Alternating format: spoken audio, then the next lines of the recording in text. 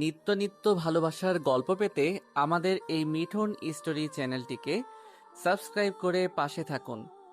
কালো রঙের subscribe বাটনটিকে click করে অল বাটনে ক্লিক করুন।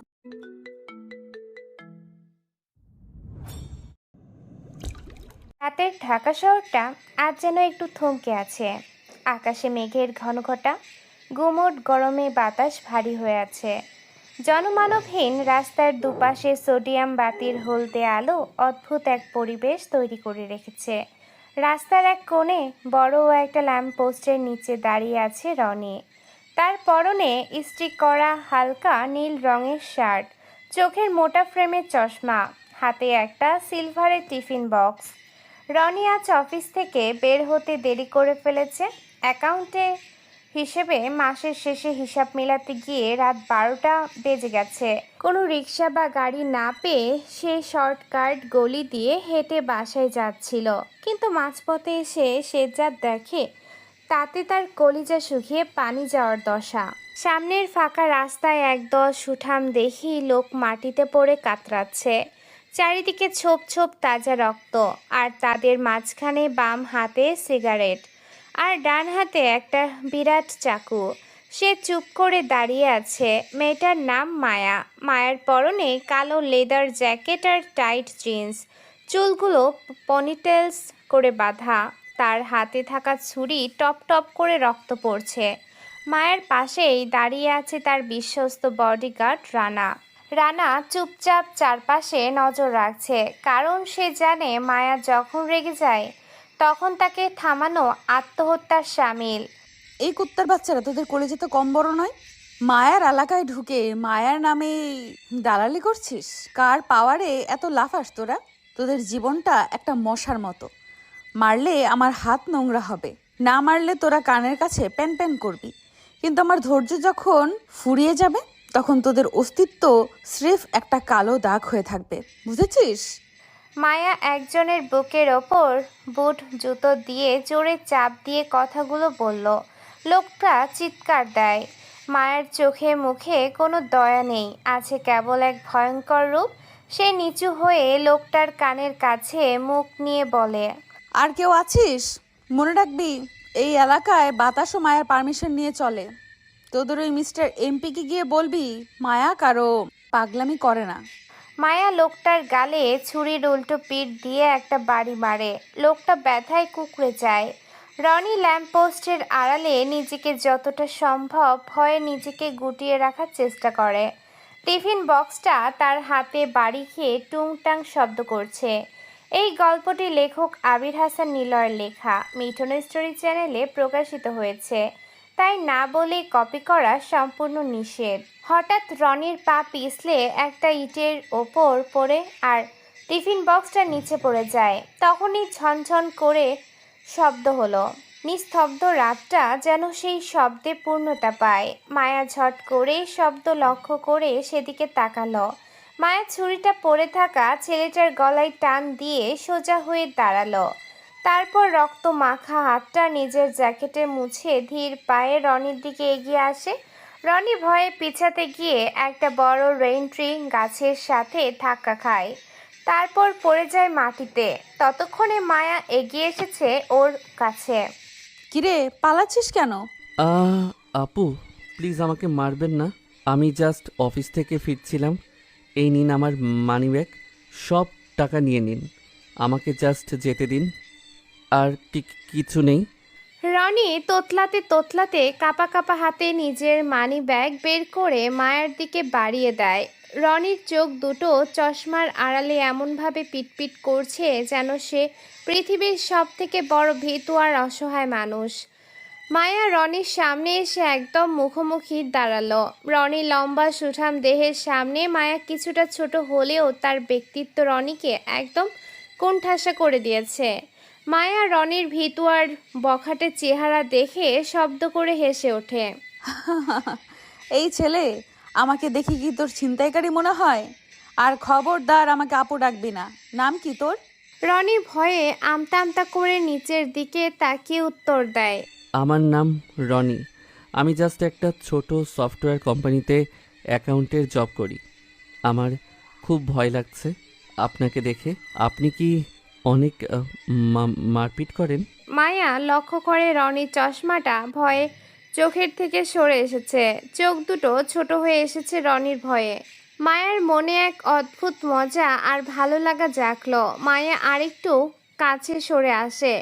মায়ার গায়ের কড়া পারফিউম আর রক্তের গন্ধ রনির নাকে আসে।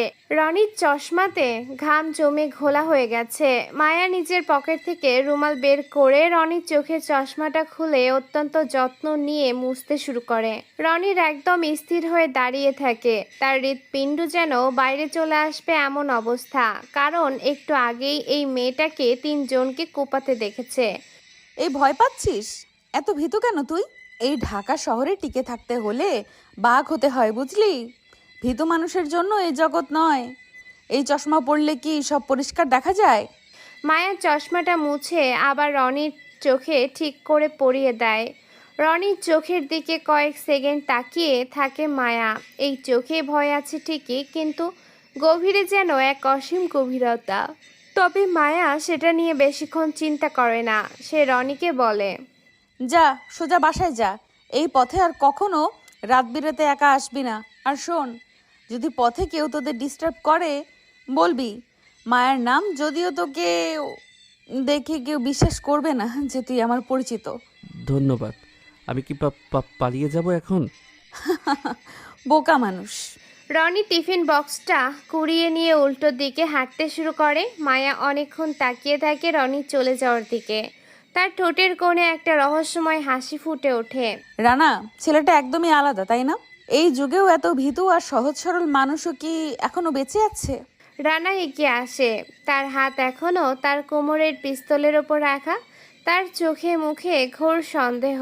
সে মায়ার মতো এত সহজে কাউকে বিশ্বাস করে না। আপা, আমার কেন জানি মনে হচ্ছে ডাল মে কুছ কালা হ্যায়। এই ছেলেটা এই টাইমে এখানে কি করছিল? কোনো স্পা নয় তো? আরে রাখ তোর সন্দেহ। দেখলি না কেমন ভয়ে প্যান্টে পানি করে দিচ্ছিল প্রায়?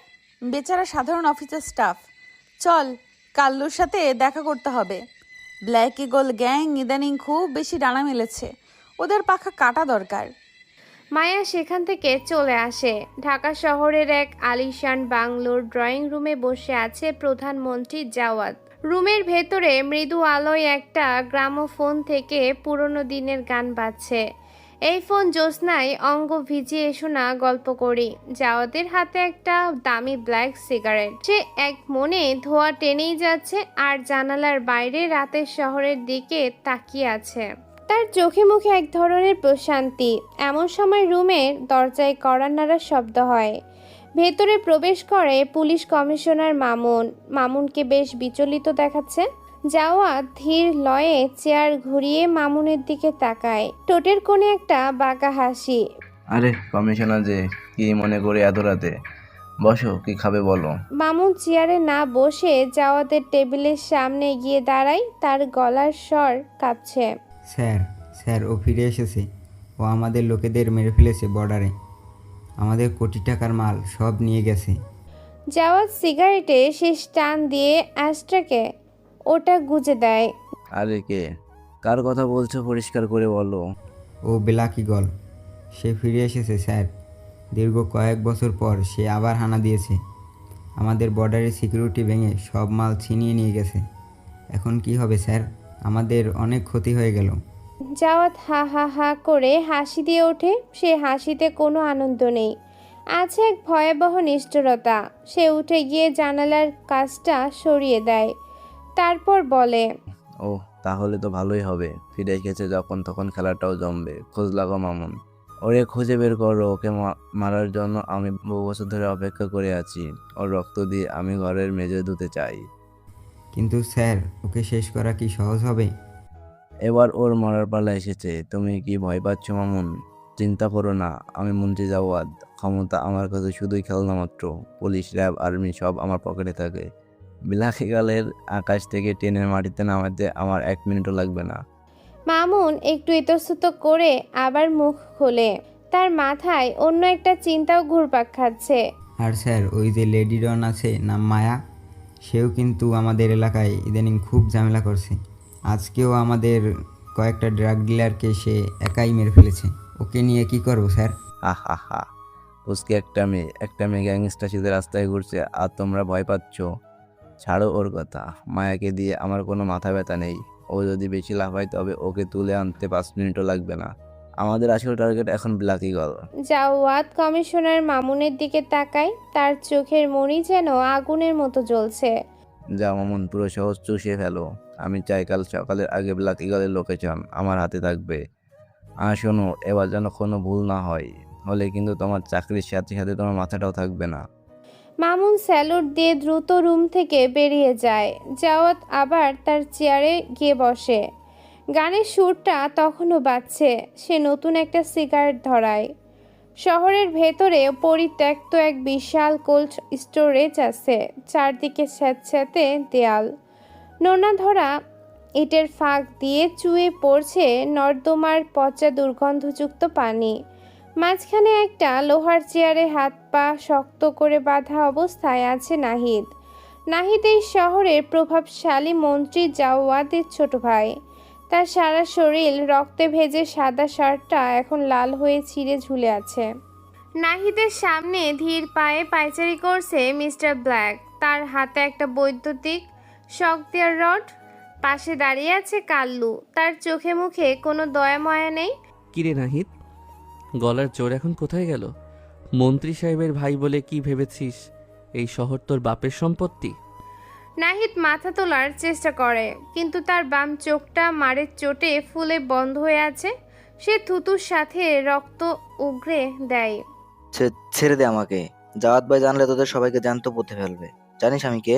তুই কে সেটা বড় কথা নয় নাহিদ, বড় কথা হলো তুই কি করেছিস। আমার ব্ল্যাক ইগল গ্যাংয়ের ছোট একটা কর্মী সুমন, ওর অপরাধ কি ছিল? ও আমাদের হয়ে কাজ করে, এটাই কি ওর ভুল? তুই সুমনের স্ত্রীকে তার নিজের বাসা থেকে তুলে নিয়ে গেছিস, তারপর তাকে যে পাশবিক নির্যাতনার ধর্ষণ করেছিস তার হিসাব কি তোর জাওয়াত ভাই দেবে? কাল্লু এগিয়ে আসে। সে তার পকেট থেকে একটা ধারালো সার্জিক্যাল ব্লেড বের করে নাহিদের থুতনির নিচে ধরে। বস, এই জানোয়ারটা শুধু দর্শন করে ক্লান্ত হয়নি। মেয়েটা যখন পানি চেয়ে চিৎকার করে তখনও তার মুখে সিগারেট দিয়ে সেকা দেয়। সুমনের স্ত্রী এখনো হাসপাতালে মৃত্যুর সাথে লড়ছে। ওর কলিজা ছিঁড়ে ফেলা দরকার। আর আমাদের টাকার হিসাব সে ওর ভাইকে দিয়েছে। নাহিদের শরীরের কাঁপুনি বেড়ে যায়। সে ভুলেই গেছে যে সব বাপের উপরেও দাদা থাকে। সে এখন মৃত্যু ভয়ে বিড়বিড় করতে শুরু করে। আমি ভুল করেছি। আমি টাকা দেব, অনেক টাকা দেব। আমি ওর স্ত্রীকে চিকিৎসার জন্য বিদেশে পাঠাবো। প্লিজ আমাকে মেরো না। মিস্টার ব্ল্যাকের চোখ দুটো রাগে লাল হয়ে ওঠে। সে হাতের ইলেকট্রিক রডটা সরাসরি নাহিদের উরুতে চেপে ধরে। নীল রঙের আগুনের স্ফুলিঙ্গ বের হয় আর নাহিদের চিৎকারে পুরো বিল্ডিং কেঁপে ওঠে। মাংস পোড়ার এক বীভৎস গন্ধ ছড়িয়ে পড়ে চারিদিকে। টাকা? তুই মায়ার মতো গ্যাংস্টারকে ভয় পাস, অথচ ব্ল্যাক ইগলকে হালকাভাবে নিস? টাকা দিয়ে কি ইজ্জত ফিরে পাওয়া যায়? সুমন আমার দলের লোক, ওর গায়ে হাত দেওয়া মানে আমার সম্মানে হাত দেওয়া। কাল্লু, ওর নখগুলো একটা একটা করে তুলে ফেল। কাল্লু পকেট থেকে একটা প্লাস বের করে নাহিদের হাতের দিকে এগিয়ে যায়। নাহিদ প্রাণপণ চেষ্টা করে হাত ছাড়ানোর, কিন্তু লোহার শিকল তার চামড়া কেটে ভেতরে ঢুকে যাচ্ছে। না, দোহাই লাগে, আমাকে মেরো না। আমি জাওয়াত ভাইকে বলবো তোমাদের সব ডিমান্ড মেনে নিতে। আমাকে শুধু একবার পানি দাও, গলা শুকিয়ে কাঠ হয়ে যাচ্ছে। পানি খাবি? দাঁড়া, তোকে পানি খাওয়ানোর ব্যবস্থা করছি। কাল্লু, নর্দমার পচা পানি নিয়ে আয়, এই জানোয়ারের তৃষ্ণা মেটানো দরকার। কাল্লু এক বালতি নোংরা পোকা ধরা পানি নিয়ে আসে। নাহিদের মুখ জোর করে চেপে ধরে। সেই পানি তার নাকে মুখে ঢেলে দেয়। নাহিদ কাশতে কাশতে রক্ত বমি করতে থাকে। তার দম বন্ধ হয়ে আসে। এরপর ওর লাশটা পাঠিয়ে দেয় জাওয়াদের ঠিকানায়। বস, একটা কথা বলবো। হ্যাঁ বল। লেডি মাফিয়া জাওয়াতকে মারতে চায়। কেন? সেটা জানি না, তবে অনেক হিংস্র। জাওয়াদের নাগাল পাচ্ছে না। বুঝেছি। ওর ভাইয়ের মৃত্যুর খবর সব জায়গাতে ছড়িয়ে দে, বাকিটা আমি দেখছি কি করতে হবে। আর মায়ার উপরে নজর রাখ। ঠিক আছে বস। কাল্লু চলে যায়। ব্ল্যাক তার মুখ থেকে মাস্কটা খোলে, এরপর নিজের চুলগুলো ঠিক করে ধীর পায়ে বের হয় স্টোরেজ থেকে। রনি রেডি হতে থাকে অফিসের জন্য। রনি তার ছোট বাসার আয়নার সামনে দাঁড়িয়ে চশমাটা বারবার পরিষ্কার করছে। সে খুব সাধারণ একটা সাদা শার্ট আর কালো প্যান্ট পরে, চুলে তেল দিয়ে একদম গুছিয়ে আশ্রায় তাকে আরও বেশি হাবাগোবা দেখাচ্ছে। নিজের ওপর নিজেরই মাঝে মাঝে করুণা হয়, কিন্তু রনি শান্তিপ্রিয় মানুষ। সে কোনো ঝামেলা চায় না, কোনো কারোর সাথে বিবাদ চায় না। সে শুধু চায় শান্তিতে বেঁচে থাকতে। রনি যখন তার অফিসে পৌঁছায় তখন ঘড়িতে কাটায় কাটায় 9টা বাজে। অফিসের নাম সফট প্রো সলিউশন। অফিসের ভেতরে ঢুকতেই এসির ঠান্ডা বাতাস তার গায়ে লাগে। অ্যাকাউন্টস সেকশনের বড় কামরায় তার বসার টেবিলটা একদম কোণায়। রনি নিজের সিটের দিকে এগোয়। ঠিক সেই সময় তার সামনে এসে দাঁড়ায় অফিসের বড় বস শওকত। শওকতের ভুঁড়িটা শার্টের বোতাম ছিঁড়ে বেরিয়ে আসতে চায়। তার হাতে একগাদা ফাইল। এই যে নবাবজাদা, বলি আসার সময় কি আপনার এখনো হয়নি? 9টা বাজার 5 মিনিট হয়ে গেছে, খেয়াল আছে? রনি মাথা নিচু করে দাঁড়িয়ে থাকে। সে তোতলাতে শুরু করে। আসলে স্যার, রাতে একটু ঘুমাতে দেরি হয়ে গেছে, মানে রাস্তাঘাটে যা ঝামেলা। শওকত তাচ্ছিল্যভাবে হাসল। অফিসের বাকি কলিগরা তাদের দিকে তাকিয়ে হাসাহাসি করছে। রনিকে অপমান করা এই অফিসের বিনোদনের একটা বড় অংশ। রাস্তাঘাটের ঝামেলা? তোর মতো হাবাগোবা ছেলের আবার কিসের ঝামেলা? কেউ কি তোর টিফিন বক্স চুরি করতে এসেছে? এই নে, এই ফাইলগুলোর হিসাব আজ লাঞ্চের আগে শেষ করবি। একটা সংখ্যা ভুল হলে তোর বেতন থেকে কেটে নেব। রনি ফাইলগুলো নেয়। সে জানে হিসাব সব ঠিকই আছে, কিন্তু শওকত সাহেব তাকে বিনা কারণে বকাঝকা করে আনন্দ পায়। রনি নিজের টেবিলে গিয়ে বসে কম্পিউটার লগ ইন করে। ঠিক সেই সময় পাশের টেবিল থেকে পিউ নামের এক মেয়ে টিপ্পনি কাটে। পিউ দেখতে সুন্দরী, কিন্তু তার মেজাজ খুব উগ্র। ওরে বাবা, রনি ভাই, মনে হয় রাতে কোনো ভূতের সিনেমা দেখেছেন। চোখ মুখ তো শুকিয়ে আমসি হয়ে গেছে। আচ্ছা রনি ভাই, আপনি কি আসলেই ছেলে নাকি অন্য কিছু? একটা তেলাপোকা দেখলেও তো আপনি চেয়ারে উঠে ভয়ে দাঁড়ান। আরে পিউ, ওকে কেন রাগাও? ও তো এই অফিসের একমাত্র সাথী সাবিত্রী পুরুষ, কারো দিকে ফিরেও থাকে না। মাঝে মাঝে ভাবি ওর চশমার কাজ কত মোটা হলে মানুষ এত গবেষারা হয়। রনি কারো কথার উত্তর দেয় না। সে নীরবে সব সহ্য করে। তার কানে এখন মায়ের সেই কথাগুলো বাজছে। এই শহরে টিকে থাকতে হলে বাঘ হতে হয়। রনি মনে মনে ভাবে বাঘ হওয়ার যোগ্যতা হয়তো তার নেই। সে তো স্রেফ এক টুকরো ঘাস, যাকে সবাই মারিয়ে চলে যায়। রনি এক মনে অ্যাকাউন্টিং সফটওয়্যারের ডেটা এন্ট্রি করতে থাকে। তার মাথার ভেতরে গত রাতে সেই আর্তচিৎকার আর রক্তের ছপ শব্দ অনুরতি হয়। সে বারবার এক গ্লাস পানি খায় নিজেকে শান্ত রাখতে। হঠাৎ অফিসের মেইন গেটে হইচই শুরু হয়। রনি দেখে 4-5 জন পুলিশ অফিসার ভেতরে ঢুকছে। তাদের সাথে আছে সেই কমিশনার মামুন। মামুনকে দেখে রনির কলিজা শুকিয়ে যায়। মামুনের চেহারা খুব গম্ভীর। সে সরাসরি ম্যানেজারের রুমে ঢুকে যায়। পুরো অফিসে নীরবতা নেমে আসে। কিছুক্ষণ পর শওকত সাহেব ম্যানেজার রুম থেকে বেরিয়ে আসে। তার মুখ ফ্যাকাশে। সে রনির দিকে ইশারা করে। এই রনি, এদিকে আসো, কমিশনার সাহেব তোমাকে ডাকছে। রনি চেয়ার থেকে উঠতে গিয়ে প্রায় পড়ে যাচ্ছিল। সে ধীর পায়ে ম্যানেজারের রুমে ঢোকে। ভয়ে তার কপালে বিন্দু বিন্দু ঘাম জমছে। ভেতরে মামুন আর ম্যানেজার বসে আছে। মামুন রনিকে দেখে বলে, তোমার নাম রনি? তুমি কি গত রাতে বাণিজ্যিক এলাকায় রাস্তা দিয়ে বাসায় ফিরছিলে? রনির গলা শুকিয়ে কাঠ হয়ে যায়। সে তোতলাতে কোনো মতে কথা বের করে। জি স্যার, আমি অফিস থেকে বাসায় যাচ্ছিলাম, আমার তো দেরি হয়ে গেছিল। তুমি কি সেখানে কাউকে মারামারি করতে দেখছো, অথবা কোনো গাড়ি, কোনো সন্দেহজনক কিছু? রনি মনে মনে চিন্তা করে, সে যদি সত্য বলে দেয় তবে মায়া তাকে জ্যান্ত শেষ করে দিবে, আর যদি না বলে তবে পুলিশ তাকে ফাঁসিয়ে দিবে। সে বড় একটা ঢোক গিলে মিথ্যে বলার সিদ্ধান্ত নেয়। না না স্যার, আমি কিচ্ছু দেখিনি, আমি তো আমার মতো করে হাঁটছিলাম। আমার চশমাটা দেখুন ঘোলাটে স্যার, আমি রাতে কম দেখি। মামুন বিরক্ত হয়ে ম্যানেজারের দিকে তাকায়। আপনাদের এই এমপ্লয়ি তো দেখি একটা তোতলা, ওকে দিয়ে পুলিশ তদন্ত হবে না, ঠিকমতো কথাই বলতে পারে না। মামুন উঠে দাঁড়ায়। সে রনির সামনে গিয়ে তাকে একটু ধাক্কা দেয়। রনির টাল সামলাতে না পেরে দেয়ালের সাথে বাড়ি খায়। শোনো খোকা, এই শহরে অনেক বড় বড় ঘটনা ঘটছে। PM-এর ছোট ভাই খুন হয়েছে। যদি কিছু জেনে থাকো আর না বলো, তবে জেলখানায় গিয়ে তুতলামি করতে হবে, মনে থাকে যেন। ও হ্যাঁ, তোমার কাছে কেন আসলাম জানো? কারণ ওই রোডে 3টে ছেলে খুন হয়েছে, আর খুনটা করছে মায়া, কিন্তু কোনো প্রমাণ পাচ্ছি না। CC ক্যামেরায় তোমাকে দেখছিলাম, তাই এসেছি তোমার খোঁজে। মামুন বেরিয়ে যায়। ম্যানেজার রনিকে কড়া গলায় ধমক দেয়। যা এখান থেকে, অফিসের মান সম্মান সব ডুবিয়ে দিলি। পুলিশের সামনে এমনভাবে কাঁপছিস যেন তুই নিজেই খুনি। যা কাজ করগে। রনি রুম থেকে বেরিয়ে আসে।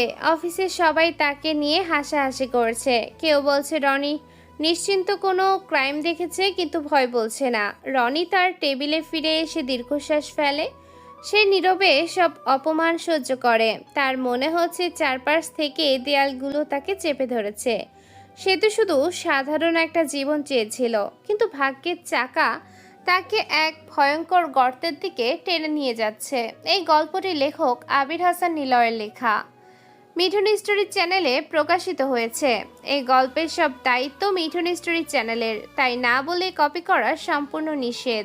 লাঞ্চের সময় রনি ক্যান্টিনে একা বসে আছে। তার টিফিন বক্সে আছে রুটি আর ভাজি। সে এক মনেই খাচ্ছে। এমন সময় পিউ আর সজল তার সামনে এসে বসে। সজল রনির টিফিন বক্স থেকে একটা রুটি টেনে নেয়। কি রনি ভাই, পুলিশ কেন আসলো? আপনি কি মায়ের সাথে প্রেম করছেন নাকি? শুনলাম মায়া নাকি ওই এলাকায় কাল খুব তাণ্ডব চালিয়েছে। না তো, আমি কেন প্রেম করব? আমিও ওদের চিনি না। আপনার শার্টে এটা কিসের দাগ রনি ভাই? কাদা নাকি রক্ত? রনি চমকে ওঠে। সে কাল কাদার গর্তে পড়েছিল, কিন্তু শার্ট আজকে সেটাই পরে এসেছে। সে নিজের শার্টের হাতা পরীক্ষা করে দেখে সেখানে ছোট একটা কালচে দাগ। সে তড়িঘড়ি করে হাতাটা লুকাতে চায়। এটা তো কালি, অফিসের কালি লেগেছে। কালিই হবে। আপনার মতো মানুষের রক্ত মাখার সাহস নেই। জানিস সজল, কাল রাতে মায়া নাকি 3টে ছেলেকে মেরেছে। পুলিশ বলল যে রাস্তায় মায়া এসব করেছে ওই রাস্তায় নাকি রনিকেও দেখা গিয়েছে। রনি তাড়াতাড়ি খাবার শেষ করে ক্যান্টিন থেকে বেরিয়ে আসে। তার আর ভালো লাগছে না। সে ওয়াশরুমে গিয়ে আয়নার সামনে দাঁড়ায়। চোখের পানি নিয়ে সে আয়নায় নিজের প্রতিচ্ছবি দেখে। রনি মুখ ধুয়ে আবার কাজে ফিরে যায়। দেশের প্রতিটি নিউজ চ্যানেলের নাহিদের খুনের নিউজটা প্রচার হচ্ছে। চ্যানেলের হেডলাইনে লেখা, প্রধানমন্ত্রী জওদারের ছোট ভাই নাহিদকে নৃশংসভাবে হত্যা করা হয়েছে। প্রধানমন্ত্রীর বাড়ির সামনে থেকে তার ক্ষতবিক্ষত লাশ পেয়েছে পুলিশ। ধারণা করা হচ্ছে এটি কোনো গ্যাংস্টার গ্রুপের কাজ, আর এই গ্যাংস্টার গ্রুপের নাম হলো ব্ল্যাক ঈগল। কারণ লাশের পাশে একটি কার্ড পাওয়া গেছে, যেটা একটি ঈগলের। মন্ত্রী জাওয়াত সিগারেট টানছে আর ভাবছে ব্ল্যাক ঈগল গ্যাং তাহলে ওর কাজ শুরু করে দিয়েছে। ওদিকে মায়াও খবরটা দেখেছে। নিউজটা তার কাছে অনেক প্রিয় একটি নিউজ। মায়া তার গাড়িতে বসে ফোনে নিউজটা দেখছে। তার ফোনের কোণে এক চিলতে হাসি ফুটে ওঠে। নাহিদ কুলাঙ্গার ছিল, তার পরিণতি এমনই হওয়ার কথা। কিন্তু মায়ের মাথা এখন অন্যদিকে ঘুরছে। ব্ল্যাক ঈগল গ্যাংয়ের এক লোকের সাথে আজ তার দেখা করার কথা। নাহিদের মৃত্যুর পর এই মুহূর্তে ব্ল্যাক ঈগলের অবস্থান জানা খুব জরুরি। গাড়িটা বনানীর সিগন্যালে এসে আটকে যায়। দীর্ঘ জ্যাম। মায়া বিরক্ত হয়ে জানালা দিয়ে বাইরে তাকায়। প্রতিবার এইখানে জ্যামে পড়লে একটা 15 বছরের মেয়ে দৌড়ে আসতো। মেয়েটার নাম রুনা, হাতে থাকতো ফুল। মায়া যতবারই এখানে আটকা পড়েছে, রুনা হাসি মুখে ওর গাড়ির কাচের কাছে এসে দাঁড়াতো। মায়া সাধারণত কারোর সাথে নরম সুরে কথা বলে না, কিন্তু রুনার মায়া ভরা চোখের দিকে তাকালে সে কোনো এক বিচিত্র কারণে কয়েকটা ফুল কিনে নিত। কিন্তু আজ রুনার দেখা নেই। জ্যামটা যখন একটু ছাড়তে শুরু করে, গাড়িটা কয়েক হাত এগোতেই মায়া দেখে সামনে রাস্তার এক পাশে মানুষের জটলা, গোল হয়ে মানুষ দাঁড়িয়ে আছে, আর ভেতর থেকে ভেসে আসছে বুক ফাটানো কান্নার আওয়াজ। মায়ের বুকের ভেতরটা কেমন যেন খচখচ করে ওঠে। সে গাড়ি থামায়। গাড়ি থামতেই মায়া আর রানা নেমে আসে। মায়া ভিড় ঠেলে ভেতরে ঢোকে। ভেতরের দৃশ্যটা দেখে মায়ের মতো একজন পাষাণ লেডি গ্যাংস্টারের হাত পা যেন এক মুহূর্তের জন্য অবশ হয়ে যায়। রাস্তার পাশের খোলা ড্রেনে উপুর হয়ে পড়ে আছে রুনার নিথর দেহ। মেয়েটার গায়ের জামা কাপড় ছিঁড়ে খুবলে নেওয়া হয়েছে, সারা শরীরে কামড় আর নখের দাগ। পাশেই রুনার পঙ্গু বাবা মাটিতে বসে ধুলো মাখামাখি হয়ে চিৎকার করে কাঁদছে। আল্লাহ গো, আমার মাইয়াটার তুমি কেন নিয়ে গেল? ওর মারাই ওরে আমি কত কষ্ট করে পালছি, ওরে এভাবে বেইজ্জত কইরা মাইরা ফেললো। আল্লাহ, তুই কেন চইলা গেলি রে মা? রুনার বাবা রুনার নিথর শরীরটা টেনে তোলার চেষ্টা করছে, কিন্তু তার পঙ্গু পা দুটো তাকে সাহায্য করছে না। সে দুই হাতে নিজের বুক চাপড়াচ্ছে। মায়া চুপ করে দাঁড়িয়ে দৃশ্যটা দেখছে, তবে এখন তার এসব দেখার সময় নেই। সে চলে আসার জন্য পা বাড়ায়। তখন রুনার বাবা আকাশ পানে চেয়ে চিৎকার করে বলতে থাকে, রুনা মারে, তুই কি ওই হৃদয় মারছে? ক, তুই কেন ওই শয়তানটার কথা বিশ্বাস করলি? এমপি জসিমের ছেলে হৃদয় তোর কাজের কথা বইলা নিয়ে গেল, তুই তো ফুল বেচতি মা, কারোর কাছে তো হাত পাততি না। বড় লোক ঘরে গেছোস কামের লাইগা, না গেলে আজ মরতি না। নতুন জামাটা পইরা গেছিলি, ভালো একটা কাজ পাবি বইলা। কি করব আমি এখন? কার কাছে বিচার পামু? কেউ সাহায্য তো করে না মা আমাদের মতো গরিবকে। এমপি জসিমের নাম শুনতেই মায়া দাঁড়িয়ে যায়। ওর চোয়াল শক্ত হয়ে আসে। সে রানার দিকে ঘুরিয়ে ঘুরিয়ে তাকিয়ে বলে, এমপি জালিমটা যেন কে? চিনতে পারছিস তো রানা? ম্যাম, এই জসিম হলো প্রধানমন্ত্রী জাওয়াদের কাজিন ভাই এর ঘনিষ্ঠ বন্ধু। এই মালটার বড় হাসপাতাল আছে শহরে। শুধু হাসপাতাল না, অনেক বড় বড় ড্রাগ সিন্ডিকেট ও সামলায়। ব্ল্যাক ইগল নাহিদকে মেরে ফেলার পর জাওয়াদ এখন এমনিতেই মানসিকভাবে দুর্বল। আর আপনি যদি ও ডানাত এই জসিমকে ধরেন, তবে জাওয়াদ নিশ্চিত একদম ভেঙে পড়বে। তখন আপনি কারো সাহায্য ছাড়াই ওর কাছে সরাসরি পৌঁছতে পারবেন, আর জাওয়াদকে মারতেও পারবেন। মায়া কয়েক সেকেন্ড চুপ করে থাকে, তারপর জোরে একটা শ্বাস নিয়ে বলে, রানা, লোক ডাক। রাস্তা সব দিক থেকে আটকে দে। এই সিগন্যাল দিয়ে যেন একটা রিক্সাও পাস না হয়। টিওনো, ডিসি, জেলা প্রশাসক, এমনকি এলাকার মেয়র, এমপি না আসা অবধি এই রাস্তা বন্ধ থাকবে। এমপি জসিম যদি আসে, তবে তাকে আজ সবার সামনে মারবো আমি, আর ওর ছেলে আসলে তো তাকে জবাই করব আমি। মায়ের হুকুম পাওয়া মাত্রই রানার লোকজন চারিদিক থেকে এসে রাস্তা দখল করে নেয়। বড় বড় ট্রাক আড়াআড়ি করে দাঁড় করিয়ে দেওয়া হলো। মানুষ অবাক হয়ে দেখছে এক লেডি গ্যাংস্টার রাস্তার মাঝখানে পিস্তল হাতে দাঁড়িয়ে আছে। মায়া রুনার বাবার কাছে গিয়ে হাঁটু গেড়ে বসে, তারপর বলে, চাচা, কাঁদবেন না। আপনার মেয়ের সাথে যারা এই কাজ করেছে তাদের রক্ত দিয়ে আজ এই রাস্তা ভিজিয়ে দেব। রুনা শুধু আপনার মেয়ে ছিল না, ও ফুল বিক্রি করে আপনার চিকিৎসা করাতো। ও কারোর কাছে হাত পাততো না, ইজ্জত বেচতে যায়নি। ওর মতো পবিত্র একটা মেয়েকে যারা এই অবস্থা করেছে, তারা আজকে পরদিনের আলো দেখতে পাবে না, দেখবেও না। মায়া উঠে দাঁড়ালো। পাশে থাকা তার অন্য এক সহকারী দুজনকে ডাক দেয়। সুজন, তুই এক্ষুনি যা, কাফনের কাপড় নিয়ে আয়। আর বিজয়, তুই গিয়ে এলাকার সব মাস্তানদের নিয়ে আয়। সবাইকে বল মায়া ডাকছে। অল্প সময়ের মধ্যে পুরো এলাকায় এক উথাল পরিবেশ তৈরি হয়। শত শত সাধারণ মানুষ লাঠি সোটা নিয়ে রাস্তায় নেমে আসে। তারাও স্লোগান দিচ্ছে, রুনার হত্যাকারীদের ফাঁসি চায়, লম্পট হৃদয়ের বিচার চায়।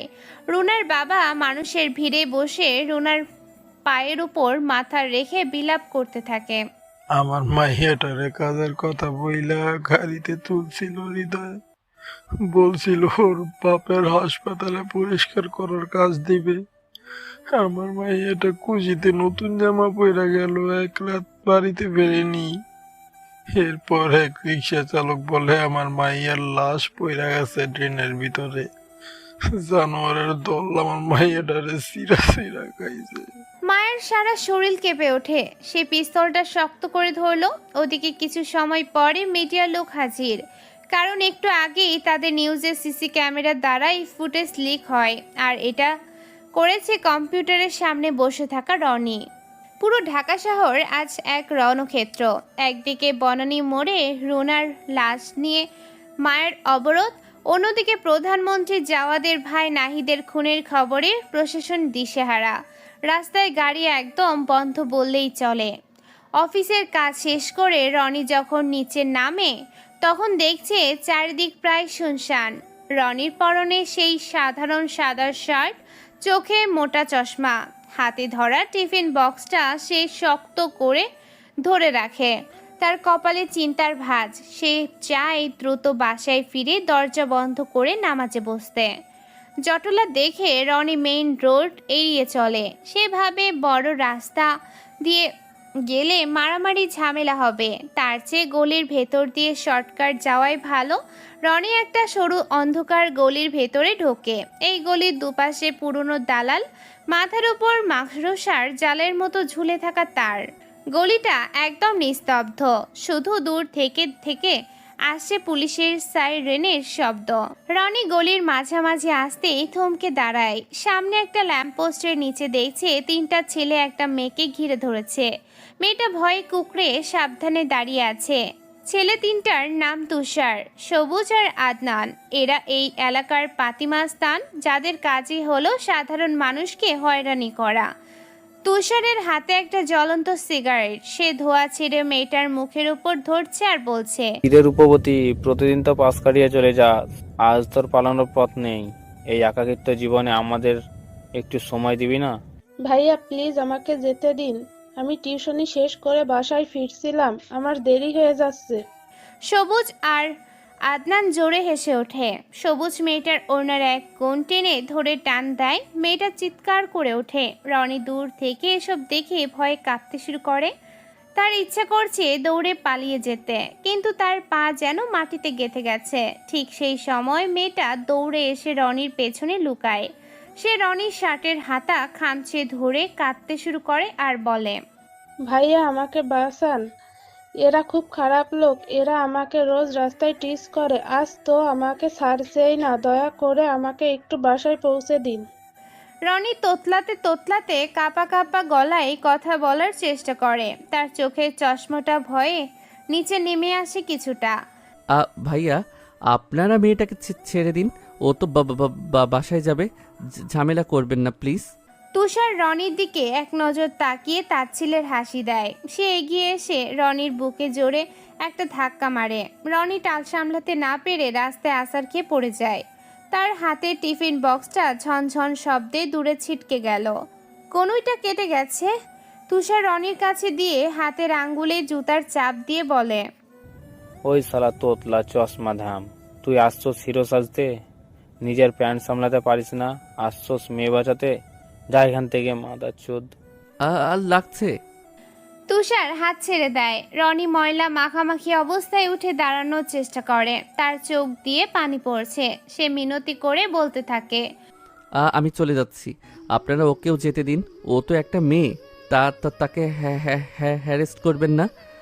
আদনান হাসতে হাসতে রনির বুকে এসে জোরে একটা লাথি মারে। রনি আবার দেওয়ালে বাড়ি খেয়ে নিচে পড়ে যায়।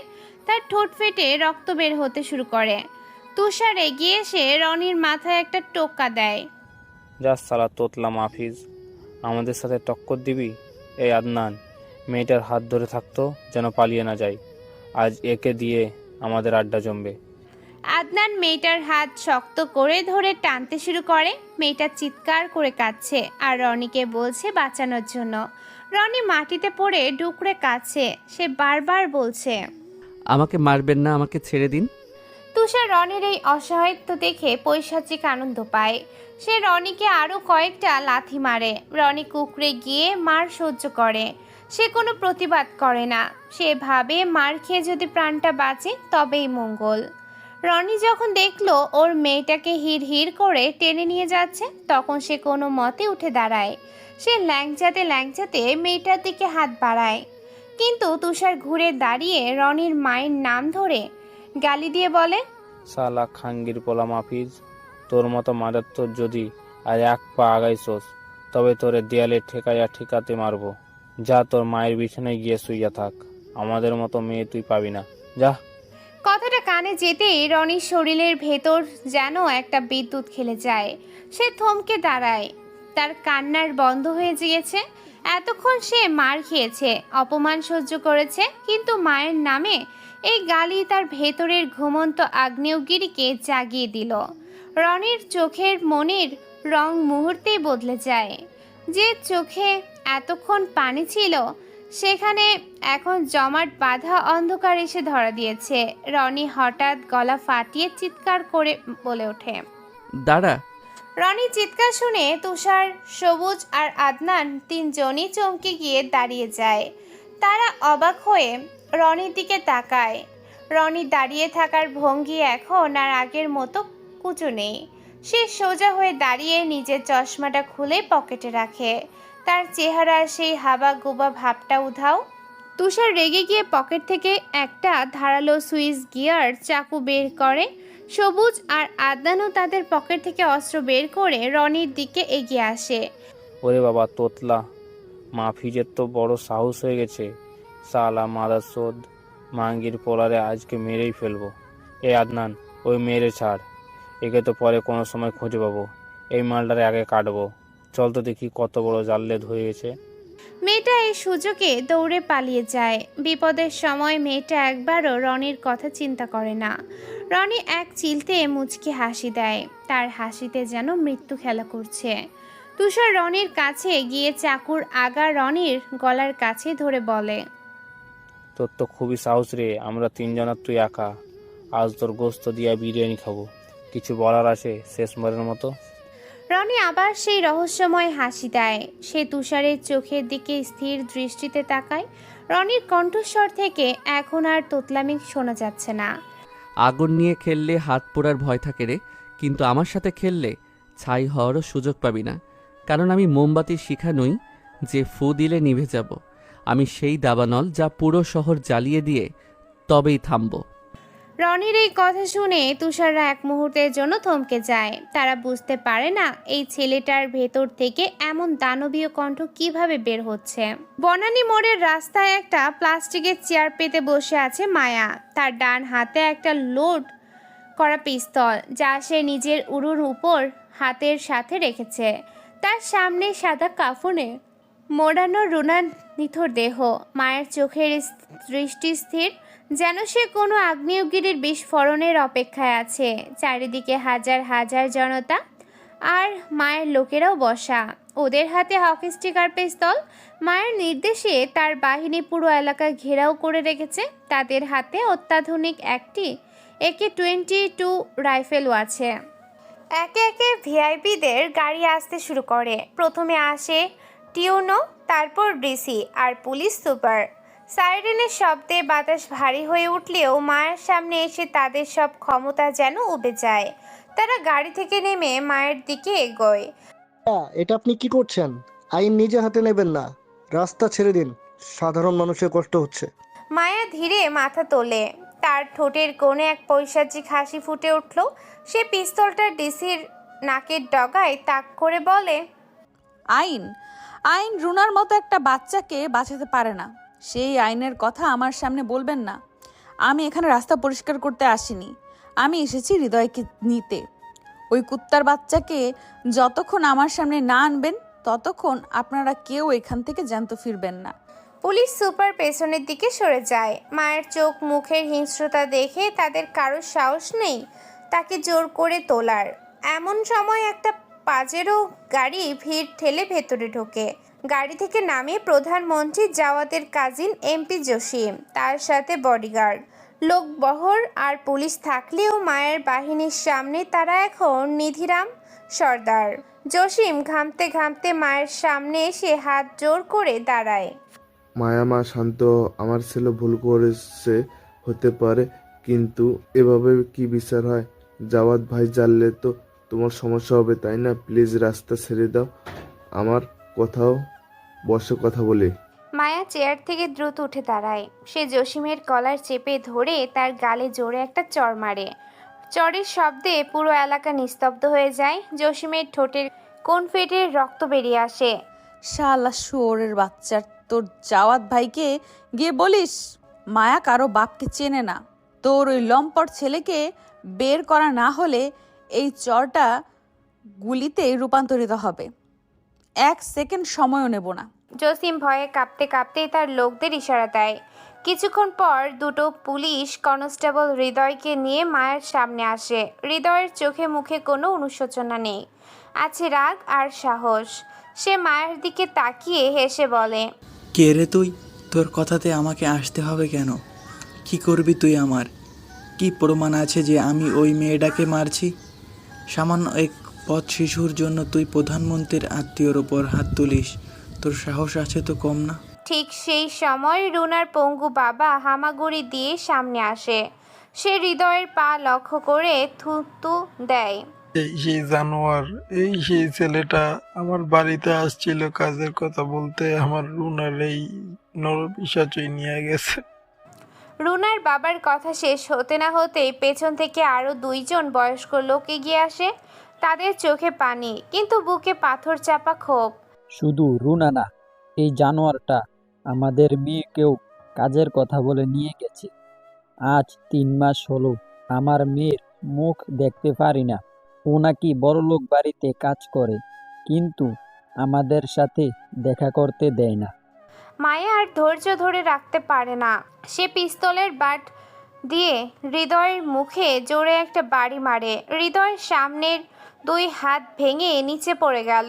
হৃদয় যন্ত্রণার চিৎকার দিয়ে মাটিতে লুটিয়ে পড়ে। পুলিশ সুপার আর ডেসে এগিয়ে আসার চেষ্টা করলে রানার লোকজন রাইফেল উঁচিয়ে ধরে এগিয়ে আসলো। এক পা এগোলে সবার মাথা খুঁড়ি করে উড়িয়ে দেব। আজ বিচার হবে মার স্টাইলে। মায়া হৃদয়ের চুলের মুঠি ধরে তাকে টেনে তোলে। সে হৃদয়ের কানের কাছে মুখ নিয়ে বলে, এবার সত্যি কথা বলবি কুত্তার বাচ্চা? না হলে তোর আঙুলগুলো একেবারে কেটে টুকরো টুকরো করে কুকুরকে খাওয়াবো। কি করিস তুই মেয়েদের নিয়ে? হৃদয় তখন ব্যথায় কুঁকড়ে যাচ্ছে। মায়া তাকে আবার লাথি মারে। ঠিক এমন সময় রানা মায়ার কাছে গিয়ে নিচু স্বরে কিছু একটা বলে। ম্যাম, মিডিয়ার লোকদের এক গোপন সোর্স থেকে সব তথ্য পাঠানো হয়েছে। সে রনি নামের ছেলেটা, যাকে আপনি একদিন রাস্তার হাবাগোবা বলেছিলেন, সে নাকি আড়ালে এসব প্রচার করছে। ও কম্পিউটারে খুব দক্ষ। হৃদয়ের সব গোপন সার্ভার সে হ্যাক করে পুলিশ আর মিডিয়াকে মেল করে দিয়েছে। মায়া মনে মনে চমকে ওঠে। সেই ভীতু চশমা পরা তোতলা ছেলেটা এত বড় কাজ করেছে। মায়া রুনার কথা ভেবে নিজেকে সামলায়। সে হৃদয়ের বুকের উপর পা দিয়ে চাপা দিয়ে বলে, বল হারামি জানোয়ার, কি করিস মেয়েদের নিয়ে? হৃদয় যখন দেখে বাঁচার কোনো উপায় নেই, তখন সে গড়গড় করে সব বলতে শুরু করে। তার স্বীকারোক্তি শুনে উপস্থিত হাজার হাজার মানুষ স্তব্ধ হয়ে যায়। আমি একা না, এই গরিব মেয়েদের আমি পাচার করতাম, যাদের দেহ খুব সুস্থ থাকতো। তাদের আমার বাবার হসপিটালে নিয়ে যাওয়া হতো। সেখানে আমাদের কিডনি আর লিভারের মতো অর্গানগুলো অপারেশন করে বের করে নেওয়া হতো। তারপর সেগুলো ব্ল্যাক মার্কেটে চড়া দামে বিক্রি করে দিতাম। রোনাকেও সেভাবে নেওয়া হয়েছিল, কিন্তু ওর শরীরের কন্ডিশন একটু বেশি ভালো। শরীর দেখে আমাদের মাথা কাজ করেনি, তাই ওরে রেপ করে ড্রেনে ফেলে দিয়েছি। পুরো রাস্তায় এক মুহূর্তের জন্য নীরবতা নেমে আসে। তারপর শুরু হয় তাণ্ডব। মায়া এক মুহূর্ত দেরি না করে হৃদয়ের পেটে জোরে লাথি মারে। মায়া, আমার ছেলে মরে যাবে, ওকে ছাড়ো। চুপ শালা, ওকে মেরো না। টাকা চাইলে সেটা দেবো, বলো কত চাও, তবু ওকে মেরো না। মায়া হৃদয়কে টেনে নিয়ে রাস্তার উপর ফেলে।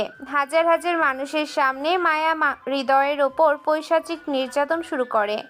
সে হৃদয়ের 2 হাতে পিস্তলের গুলি চালায়। হৃদয় যন্ত্রণায় ছটফট করছে, কিন্তু কেউ তাকে বাঁচাতে এগিয়ে আসে না। এমনকি তার বাবা জসিমও ভয়ে চুপ হয়ে গেছে। যে মেয়েদের শরীরের অঙ্গ তুই বিক্রি করছিস, তার জানিস কতটা কষ্ট পেয়েছে? তুই কি জানিস রুনার বাবা 1 গ্লাস পানি কেনার সামর্থ্য রাখে না, অথচ তুই তার মেয়ের জীবন নিয়ে ব্যবসা করেছিস? মায়া বুট জুতো দিয়ে হৃদয়ের বুকের উপরে জোরে জোরে লাথি মারতে থাকে কয়েকবার। পুলিশের সামনেই মায়া একটা ভারী লোহার রড নিয়ে হৃদয়ের মাথায় জোরে বাড়ি মারে। হৃদয়ের মাথার খুলি ফেটে মগজ বেরিয়ে আসে। ছটফট করতে করতে একসময় হৃদয়ের দেহটা নিথর হয়ে যায়। মায়া নিজের রক্ত মাখা হাতটা প্যান্টে মুছে উঠে দাঁড়ালো। এই গল্পটির লেখক আবির হাসানের নিলয়ের লেখা, মিঠুন স্টোরি চ্যানেলে প্রকাশিত হয়েছে। এই গল্পের সব দায়িত্ব মিঠুন স্টোরি চ্যানেলের, তাই না বলে কপি করা সম্পূর্ণ নিষেধ। সে ডিসি আর পুলিশ সুপারের দিকে তাকায়। তারা পাথরের মূর্তির মতো দাঁড়িয়ে আছে। মায়া জসিমের দিকে তাকিয়ে বলে, তোর ছেলেকে তুই ড্রেনেই কবর দিস জসিম, আর তোর প্রধানমন্ত্রী জাওয়াদকে বলিস মায়া এখনো শেষ হয়নি, তার সাথে তো হিসাব বহু আগে থেকেই বাকি রে। তোর ছেলেকে মারলাম, এবার জাওয়াদের পালা। মায়া পিস্তলটা কোমরে গুজে নিয়ে রানার সাথে নিজের গাড়ির দিকে এগোয়। ওর লোকদের বলে রুনার দাফনের ব্যবস্থা করতে, আর ওর বাবাকে 5 লাখ টাকা দিয়ে ব্যবসা ধরিয়ে দেয়। মায়া যখন গাড়িতে উঠে তখন তার মনে পড়ে সেই রনি ছেলেটার কথা, যে আড়ালে থেকে এমন এক জাল বিছিয়েছে যাতে হৃদয়ের মতো হারামি ধরা পড়েছে। মায়া বুঝতে পারে রনি যতটা ভীতু দেখায় তার চেয়েও বড় কোনো রহস্য তার ভেতরে লুকানো আছে। তুষার যখন চাকুর ডগা রনির গলার কাছে ধরে হাসছে, ঠিক সেই মুহূর্তে রনিও হাসতে শুরু করে। তুষার ছুরিটা ঢোকাতে যাবে তখনই রনি তার হাতটা তুষারের হাতের ফাঁকে ঢুকিয়ে এক নিমিষে তুষারের কবজিটা ধরে এমন জোরে মোচড় দেয় যে হাড়টা মরাত করে শব্দ হলো। সবাই যেন কেঁপে ওঠে। তুষারের হাত থেকে ছুরিটা ফসকে নিচে পড়তে থাকে, কিন্তু সেটা মাটিতে পড়ার আগে রনি ওটা এক হাত দিয়ে ধরে নেয়। এক মুহূর্তের ব্যবধানে রনি সেই ধারালো ছুরিটা শক্ত করে ডান হাতে চেপে ধরে, সরাসরি তুষারের গলার মাঝ বরাবর ঢুকিয়ে দেয়। তুষারকে নড়ার কোনো সুযোগ দেয় না সে। কলকল করে গরম রক্ত ছিটকে বের হয়ে আসে। রনির চশমার কাচ, তার সারা মুখ আর সাদা শার্ট মুহূর্তেই লাল রক্তে ভিজে যায়। যন্ত্রণায় তুষারের চোখ দুটো কোটর থেকে বেরিয়ে আসতে চায়। সে গোঙাতে গোঙাতে হাঁটু গেড়ে বসে পড়ে। রনির ছুরিটা হ্যাসকার টানে বের করে তুষারের বাম চোখ বরাবর ঢুকিয়ে দিল, তারপর তাকে ছেড়ে দেয়। তুষারের দেহটা ধপ করে নিচে পড়ে স্থির হয়ে গেল। বাকি দুজন মানে সবুজ আর আদনান। রনির এই অমানসিক রূপ দেখে ভয়ে স্থির হয়ে গেছে। তারা আতকে পেছনে সরে যায়। তারা বিশ্বাসই করতে পারছে না এই হাবা গোবা গবেষচারা তোতলার ছেলেটা এমন কিছু করবে। আদনান যখন দেখে তার বন্ধু মারা গেছে, সে রাগের মাথায় রনির দিকে ছুটে আসে। রনি এক চুলও নড়ে না। সেই নিচু হয়ে দেয়ালের পাশে থাকা একটা ইট তুলে নিল। আদনান কাছে আসতেই রনি ইট দিয়ে আদনানের কপালে জোরে এক বাড়ি দেয়। আদনান ছিটকে পড়ে যাওয়ার সাথে সাথে রনি তার উপর ঝাঁপিয়ে পড়ে। রনি ইটটা দিয়ে পরপর 6 বার আদনানের মাথায় বিভৎসভাবে আঘাত করতে থাকে। প্রতিটি বাড়ির সাথে সাথে আদনানের মাথার খুলি থেতলে যাচ্ছে। রক্ত আর মগজ ছিটকে রনির শার্টের হাতা লাল করে দিল। আদনানের নিথর দেহটা যখন স্তব্ধ হয়ে যায়, রনি তখনও থামছে না। তার মুখ জুড়ে এক নিষ্ঠুর তৃপ্তি। সবুজের কলিজা ফেটে যাওয়ার দশা। সে চিৎকার করতে গিয়েও গলার স্বর হারিয়ে ফেলে। ভয়ে সবুজ উল্টো দিকে দৌড়ে পালাতে শুরু করে। রনি তার হাতে থাকা রক্ত মাখা ইটটা সবুজের দিকে ছুঁড়ে মারে। ইটটা সবুজের গোড়ালিতে লাগাতেই সে মুখ থুবড়ে পড়ে যায়। রনি ধীর পায়ে এগিয়ে যায় ওর দিকে। সেই সবুজকে টেনে দেওয়ালের কাছে নিয়ে আসে। রনি কোনো কথা বলে না। সে সবুজের চুল ধরে তার মাথাটা দেয়ালের সাথে দমাদম বাড়ি মারতে শুরু করে। মারতে মারতে সবুজ না মরা পর্যন্ত রনি এক মুহূর্তের জন্য বিরতি দেয় না। দেয়ালটা এখন যেন রক্তের আলপনায় ভরে গেছে। সবুজের নিঃশ্বাস বন্ধ হতেই রনি তাকে আবর্জনার স্তূপের উপর ফেলে দিল। রনি নিজের রক্ত মাখা হাতটা নিজের প্যান্টের সাথে মুছে নিল। সে মৃতদেহগুলোর দিকে তাকিয়ে বিড়বিড় করে বলতে শুরু করে, আমার নীরবতা তোদের জন্য আশীর্বাদ নয়, ওটা ঝড়ের আগের নিস্তব্ধতা ছিল। চিৎকার করে গলা ফাটানোটা সস্তা কুকুরের কাজ। বাঘ যখন গর্জন না করে থাবা দেয়, তখন গর্জনের আওয়াজ হয় না, শুধু রক্ত ঝরে। সহ্য করেছি মানে এই না যে আমি ফেরেস্তা হয়ে গেছি। সহ্য করছি, কারণ তোদেরকে শেষ করার মোক্ষম মুহূর্তটা এখনো আসেনি। হা হা হা। ঠিক সেই সময় গলির মোড়ে একটা কালো মাইক্রো বাস এসে থামে। গাড়ি থেকে 8 জন সুঠাম দেহী ছেলে নেমে আসলো। তাদের সবার হাতে পিস্তল। তারা রনির সামনে এসে মাথা নিচু করে দাঁড়ায়। রনি তাদের দিকে তাকিয়ে একটা মুচকি হাসি দেয়। কাজ শেষ, জঞ্জালগুলো পরিষ্কার করে ফেল। ছেলেগুলো দ্রুত বডিগুলো গাড়িতে তুলতে শুরু করে। রনি তার পকেট থেকে একটা রুমাল বের করে চশমাটা পরিষ্কার করে নিল। সে আবার সেই চশমাটা পরে ফেলে। তার চেহারার খুনি ভাবটা 1 সেকেন্ডের মধ্যে মুছে গিয়ে আবার সেই হাবাগোবা অ্যাকাউন্টেন্টের রূপ ফিরে আসে। সে তার টিফিন বক্সটা কুড়িয়ে নিয়ে অন্ধকারের মাঝে মিলিয়ে যায়। শহরের এক গোপন ভিআইপি বাংকারের ভেতরে পরিবেশটা এখন যেন গম্ভীর হয়ে আছে। চারিদিকের দেয়ালগুলো শব্দরোধী, দামি কালো মার্বেল পাথরে মোড়ানো। রুমের এক কোণে একটা বিশাল লেদারের পাঞ্চিং ব্যাগ ঝুলছে। প্রধানমন্ত্রী জাওয়াদ, যার এক ইশারায় পুরো দেশ চলে, সে এখন উন্মাদের মতো সেই ব্যাগে ঘুষি মারছে। জাওয়াদের পরনে কেবল একটা কালো ট্রাউজার, খালি গা। তার পেশি যুগলে শরীরে ঘাম চুয়ে পড়ছে। প্রতিটি ঘুষি যখন ব্যাগে লাগছে তখন একটা কেমন বীভৎস শব্দ হচ্ছে, যেন ব্যাগের ভেতরে বালু নয়, শক্ত কোনো মাংস রাখা। ঠিক সেই সময় দরজার কাচ সরিয়ে ভেতরে ঢোকে পুলিশ কমিশনার মামুন আর এমপি জসিম। কমিশনারের কপালে টেনশনে বিন্দু বিন্দু ঘাম জমেছে। সে ঘন ঘন নিঃশ্বাস নিচ্ছে। জসিমের অবস্থা আরও করুণ। তার চোখ দুটো লাল হয়ে আছে, কান্নায় ভেঙে পড়া চেহারা। তারা দুজন জাওয়াদের সামনে গিয়ে দাঁড়ায়, কিন্তু জাওয়াদ তাদের দিকে একবারও তাকায় না। সে এক নাগাড়ে ঘুষি মেরেই যাচ্ছে। প্রতিটি আঘাতে ব্যাগটা যেন একটু একটু করে দুলছে। স্যার, ভয়ঙ্কর খবর তো জানেনই। কমিশনার মামুন আমতা আমতা করে কথা বলার চেষ্টা করে। জাওয়াদ থামে না। কমিশনার আবার বলতে শুরু করে। স্যার, আপনার ছোট ভাই নাহিদকে ওকে নৃশংসভাবে মারা হয়েছে। আমরা খবর পেয়েছি এটা ওই গ্যাংস্টার ব্ল্যাক ইগলের কাজ। ওরা সরাসরি আপনার গায়ে হাত দিয়েছে স্যার। জসিম এবার ডুকরে কেঁদে ওঠে। সে জাওয়াদের পা জড়িয়ে ধরার ভঙ্গিতে এগিয়ে যায়। ভাই, আমার সর্বনাশ হয়ে গেছে। আমার একমাত্র ছেলে হৃদয়কে ওই শরীরের বাচ্চা মায়ের রাজপথে সবার সামনে মেরে ফেললো। পুলিশ কমিশনার আর ডিসি দাঁড়িয়ে দেখলো, কেউ আমার ছেলেকে বাঁচাতে পারলো না। এই শালির এত বড় সাহস যে আপনার ছেলেকে পুলিশদের সামনে খুন করে ফেললো। আমি আমার কলিজার টুকরোকে বাঁচাতে পারলাম না ভাই। জাওয়াদ তবুও কোনো প্রতিক্রিয়া দেখায় না। তার ঘুষির গতি আরও বেড়ে যায়। জসিম আর কমিশনার একে অপরের দিকে তাকায়। তারা ভাবছে জাওয়াদ কি শোকে পাথর হয়ে গেছে, নাকি সে রেগে গিয়ে এখনই কোনো ধ্বংসযজ্ঞ শুরু করবে। জসিম আবার বলতে থাকে, ভাই, এই মায়া মেয়েটা এখন লেডি মাফিয়া সাজছে। সে সাধারণ মানুষকে উস্কে দিচ্ছে। আপনি কিছু একটা করেন। দেশটা তো রসাতলে যাচ্ছে। আপনার ভাইকে মারলো ব্ল্যাক ইগল আর আমার ছেলেকে মারলো মায়া। ওরা একজোট হয়ে আপনাকে শেষ করতে চায়। জাওয়াদ হঠাৎ ঘুষি মারা থামায়। সে একটা দীর্ঘশ্বাস ফেলে আঙুলের ইশারা করে। রুমের কোণ থেকে অত্যন্ত সুন্দরী এক তরুণী বেরিয়ে আসে। তার হাতে একটা দামি কাচের গ্লাস, যাতে মদ আছে। মেয়েটি নিচু হয়ে জাওয়াদকে গ্লাসটি এগিয়ে দেয়। জাওয়াদ এক চুমুকে পুরো মদ শেষ করে গ্লাসটা পাশে ছুঁড়ে ফেলে দেয়। টেবিল থেকে একটা ধবধবে সাদা তোয়ালে নিয়ে সে নিজের ঘাম ভেজা শরীর আর হাত মুছতে থাকে।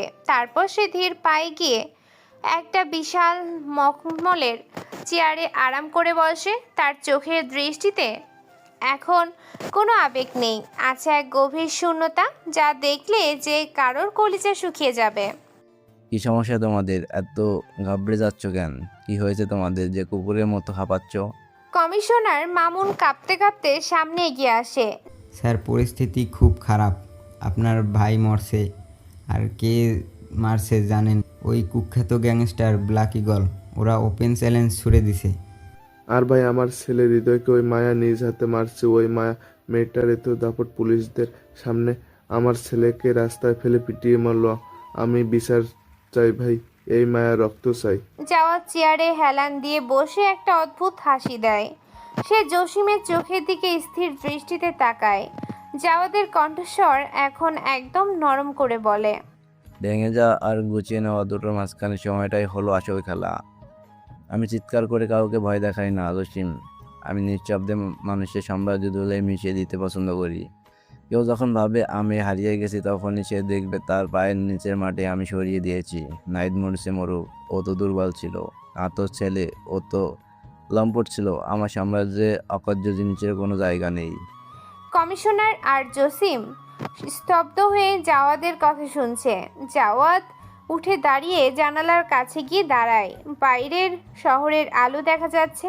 সে আবার বলতে শুরু করে, এই যে শহর দেখছো, এটা এখন আমার হাতের তালুর ওপর রাখা এক ফোঁটা পানির মতো। আমি চাইলে এটা পান করতে পারি, আবার চাইলে ফেলে শুকিয়ে দিতে পারি। বিলাকিগাল একটা মশা মাত্র। মশা যখন রক্ত খায় তখন সে ভাবে সে জিতে গেছে, কিন্তু সে জানে না তার ওড়ার জায়গা আমার হাতের থাবার বন্দি।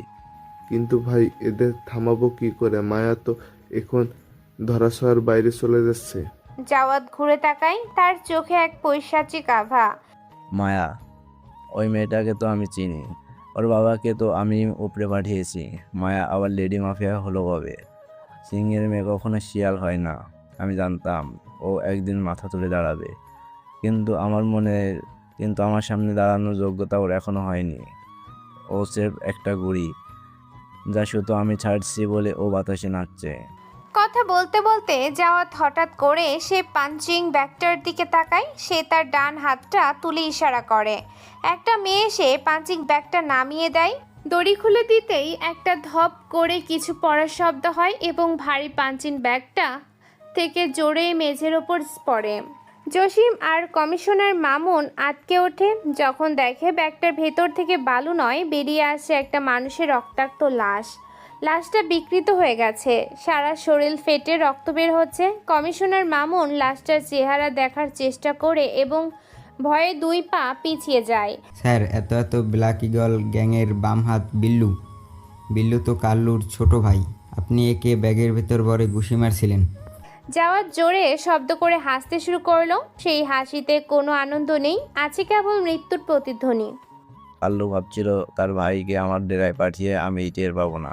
বিল্লুকে আমি 3 দিন ধরে ব্যাগের ভিতর জ্যান্ত রেখে ঘুষি মেরেছি, আজও মুক্তি পেল। কাল্লুকে লাশটা পাঠিয়ে দিস। ওকে বলিস ভাই হারানোর শোকটা যেন বেশি দিন না থাকে, কারণ কাল্লু নিজেও খুব জলদি ওর ভাইয়ের সাথে দেখা করতে যাচ্ছে। জসিম এবার ভয়ে কাঁপছে।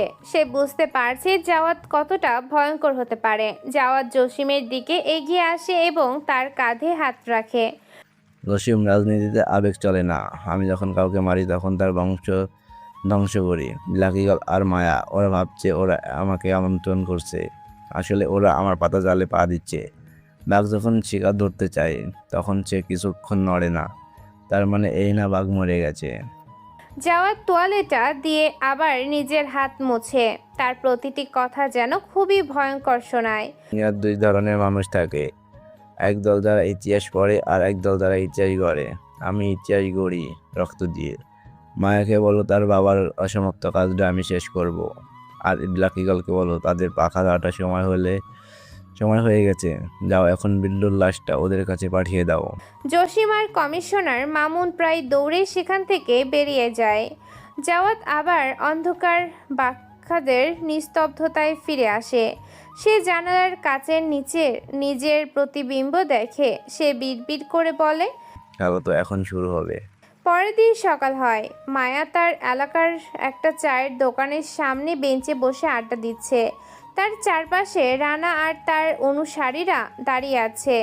মায়া আয়েশ করে চা খাচ্ছে। ঠিক সেই সময় রাস্তা দিয়ে টিফিন বক্স হাতে অফিসের দিকে যাচ্ছিল রনি। তার পরনে আজ একদম পরিষ্কার আকাশি রঙের শার্ট। রানা রনিকে দেখতে পেয়ে মায়াকে ইশারা করে। মায়া হাসি মুখে রনিকে ডাক দেয়, এই যে হাবা ছেলে, মিস্টার রনি, এদিকে আসো। রনি মায়ের ডাক শুনে যেন আসমান থেকে পড়ে। সে ভয়ে থমকে দাঁড়ায়। তার টিফিন বক্স ধরা হাতটা কাঁপতে শুরু করে। সে ধীর পায়ে মায়ের দিকে এগিয়ে যায়। আমতা আমতা করে বলে, মায়া আপু, আপনি এখানে? রনি মায়ার সামনে গিয়ে এমনভাবে দাঁড়িয়ে থাকে যেন সে এখনই জ্ঞান হারাবে। মায়া রনির এই কাচুমাচু অবস্থা দেখে খিলখিল করে হেসে ওঠে। সে রনির সামনে গিয়ে দাঁড়ায়। রনি ভয়ে এক কদম পিছিয়ে যায় এবং নিজের চশমাটার নাকের ওপর ঠিক করে। কিরে, তুই দেখি এখনো সেই ভিতর ডিমই আছিস।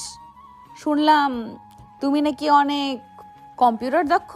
না না আপু, আমি তো রাতে ঘুমাচ্ছিলাম, আমি কিছু জানি না। দয়া করে আমাকে মারবেন না, আমি জাস্ট অফিসে যাচ্ছি। মায়া রনির চিবুক ধরে একটু নড়িয়ে দেয়। রনি ভয়ে চোখ বন্ধ করে ফেলে, তার গাল দুটো লাল হয়ে ওঠে। মায়া রনির এই শিশুসুলভ আচরণ দেখে খুব মজা পায়। তার আশেপাশে থাকা রানারাও হাসতে শুরু করে।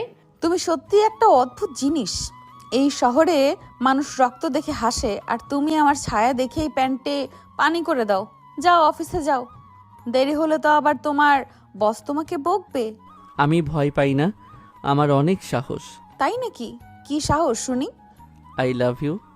কথাটা বলেই রনি মায়ের ডান গালে চুমু দিয়ে দৌড়ে চলে যায়। মায়া তার যাওয়ার দিকে হাঁ করে তাকিয়ে থাকে। রনি এটা কি করলো? সে তখনও গালে হাত দিয়ে রাখা।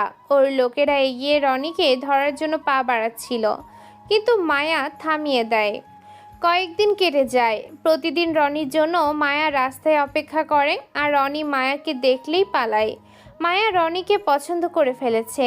আজ শহরের এক গোপন আস্তানায় বসে আছে মায়া। মায়ার সামনে একটা কাঠের চেয়ারে কুঁকড়ে বসে আছে রনি। তাকে অফিসের সামনে থেকে রানা গিয়ে তুলে নিয়ে এসেছে। রনি ভয়ে চারপাশে তাকাতে থাকে। মায়ের হাতে একটা এনক্রিপ্টেড পেনড্রাইভ।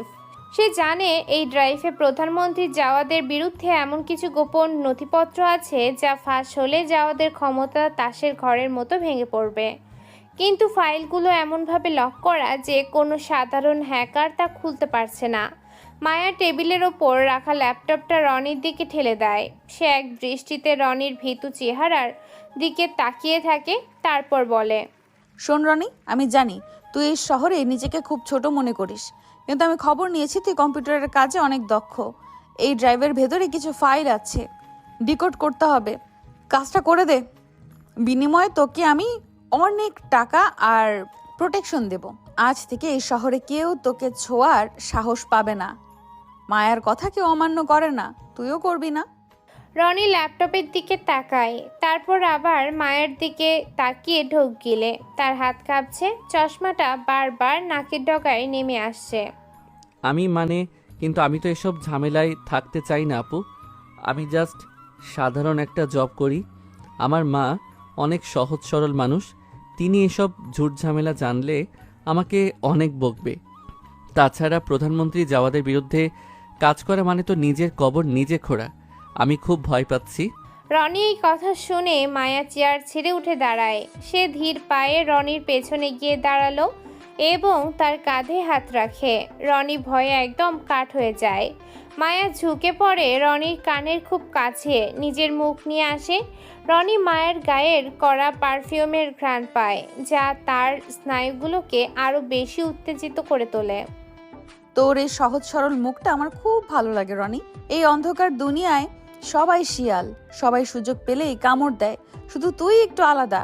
তোর চোখের কোণে শয়তানি নেই, ভয় নেই, আমি আছি তো। মায়া যাকে আঁকলে রাখে, খোঁজ যাওয়াদও তার লোম ছিঁড়তে পারে না।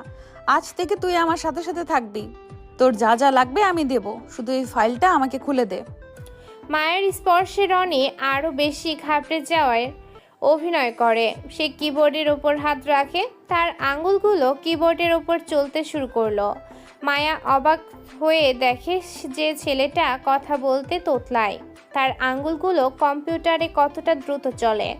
রনি মনে মনে হাসে। সে জানে এই ফাইলগুলো আসলে কি, কারণ সে নিজে এগুলো এক সময় জাওয়াদের সার্ভার থেকে নিজের জন্য সরিয়ে ফেলেছিল। কিন্তু মায়ের সামনে সে একজন বোকাশোকা হ্যাকার সাজার চেষ্টা করে। আপু, এই ফাইলগুলো অনেক ভয়ঙ্কর লেয়ার দিয়ে ঢাকা। জাওয়াদের লোকেরা অনেক বুদ্ধিমান। আমি চেষ্টা করছি, কিন্তু আমার খুব পানি তৃষ্ণা পাচ্ছে, বুকটা ধরফর করে কাঁপছে আমার। মায়া পাশের টেবিল থেকে এক গ্লাস পানি রনির দিকে বাড়িয়ে দেয়। রনি এক নিঃশ্বাসে পানিটুকু শেষ করে ফেলে। মায়া এক দৃষ্টিতে রনির দিকে তাকিয়ে থাকে। তার মনে হচ্ছে এই ভীতু ছেলেটার মাঝে এমন কিছু আছে যা তাকে বারবার টানে। আমার এই ফাইলটা দরকার রনি, কারণ এখানে ব্ল্যাক ইগলের পরিচয় আছে। তাকে দরকার আমার। সে ছিল আমার বাবার খুব কাছের মানুষ। আমার বাবার বেঁচে নেই। আমার সবার সাহায্যে জাওয়াদের কাছে পৌঁছাতে হবে রনি। আচ্ছা, আমি তাহলে ওপেন করার চেষ্টা করছি। জাওয়াদের বিরুদ্ধে যুদ্ধে রনি হতে পারে মায়ার সবচেয়ে বড় অস্ত্র। রনি কাজ শুরু করে দেয় আর মায়া তার পাশে দাঁড়িয়ে গভীর চোখে রনিকে পর্যবেক্ষণ করতে থাকে। ঘরের নিস্তব্ধতায় শুধু কিবোর্ডের খটখট শব্দ শোনা যায়। শহরের এক প্রান্তে পুরনো এক পরিত্যক্ত গুদাম ঘর আছে। বাইরে ঝমঝম করে বৃষ্টি পড়ছে। নোনা ধরা দেয়াল দিয়ে বৃষ্টির পানি চুয়ে ভেতরে ঢুকছে। চারিদিকে জং ধরা লোহার স্তূপ আর ভাঙা কাঠের বাক্স। কিন্তু এই জীর্ণ গুদামের ভেতরেই এখন চলছে এক ভয়ঙ্কর গোপন বৈঠক। রুমের মাঝখানে একটা কাঠের টেবিল, তার ওপর রাখা আধুনিক সব আগ্নেয় অস্ত্র। টেবিলের একপাশে দাঁড়িয়ে আছে এক যুবক। তার পরনে কালো লেদার জ্যাকেট, গলার কাছে একটা ঈগলের ট্যাটু। তার চোখে চশমাটা এখন নেই, পরিবর্তে সেখানে জ্বলছে এক জোড়া রাগী আর খুনে দৃষ্টি। এই সেই রনি যাকে মায়া অ্যাকাউন্টেন্ট হিসেবে চেনে, কিন্তু আড়ালে সেই হলো এই শহরের ক্রাশ কুখ্যাত মাফিয়া কিং ব্ল্যাক ঈগল। রনির সামনে মাথা নিচু করে দাঁড়িয়ে আছে কাল্লু আর তার বিশ্বস্ত লোকেরা। কাল্লু একটু হেসে রনির দিকে তাকায়। বস, মায়া ম্যাডাম তো পুরোপুরি আপনার প্রেমে পড়ে গেছে। উনি তো জানেই না যে আপনি ওনাকে কতটা ভালোবাসেন আর আলারে আগলে রাখেন। আর উনি তো স্বপ্নেও ভাবেন না যে আপনি সেই ব্ল্যাক ঈগল যাকে উনি সারা শহর জুড়ে তন্ন তন্ন করে খুঁজে। রনি একটা সিগারেট ধরায়, ধোঁয়াটা ধীর লয়ে ছেড়ে সে কাল্লুর দিকে তাকায়। তারপর বলে, ওকে কোনোদিন জানতে দিবি না কাল্লু। ও একলা লড়াই করতে ভালোবাসে, কিন্তু ও জানে না ওর শত্রুরা ওকে চারপাশ থেকে ঘিরে ধরছে। জাওয়াদ ওরে শেষ করতে চায়। আমি ছায়ার মতো থেকেই ওকে রক্ষা করে আসছি। মনে আছে সে যখন জসিমের ছেলেকে মারল, সে রাতে আমি 3 জনকে মারলাম। তারপর যখন ওদের লাশ নিয়ে যাচ্ছিলাম, তখন জসিমের লোকেরা মায়ার উপরে অ্যাটাক করতে যাচ্ছিল। আমি তাকে বাঁচিয়েছি। ওর কোনো ক্ষতি হতে দিব না। কিন্তু কাল্লু, মাঝে মাঝে আমি অবাক হই এই মেয়েটার তেজ আর সাহস দেখে। আমার মতো খুনিকেও ও মায়া করতে শিখিয়েছে। ওর চোখের দিকে তাকালে আমি নিজের অন্ধকার জগৎটা ভুলে যাই। রনি টেবিলের উপর রাখা একটা ম্যাপে হাত রাখে। তার পরিকল্পনা অনেক গভীরে।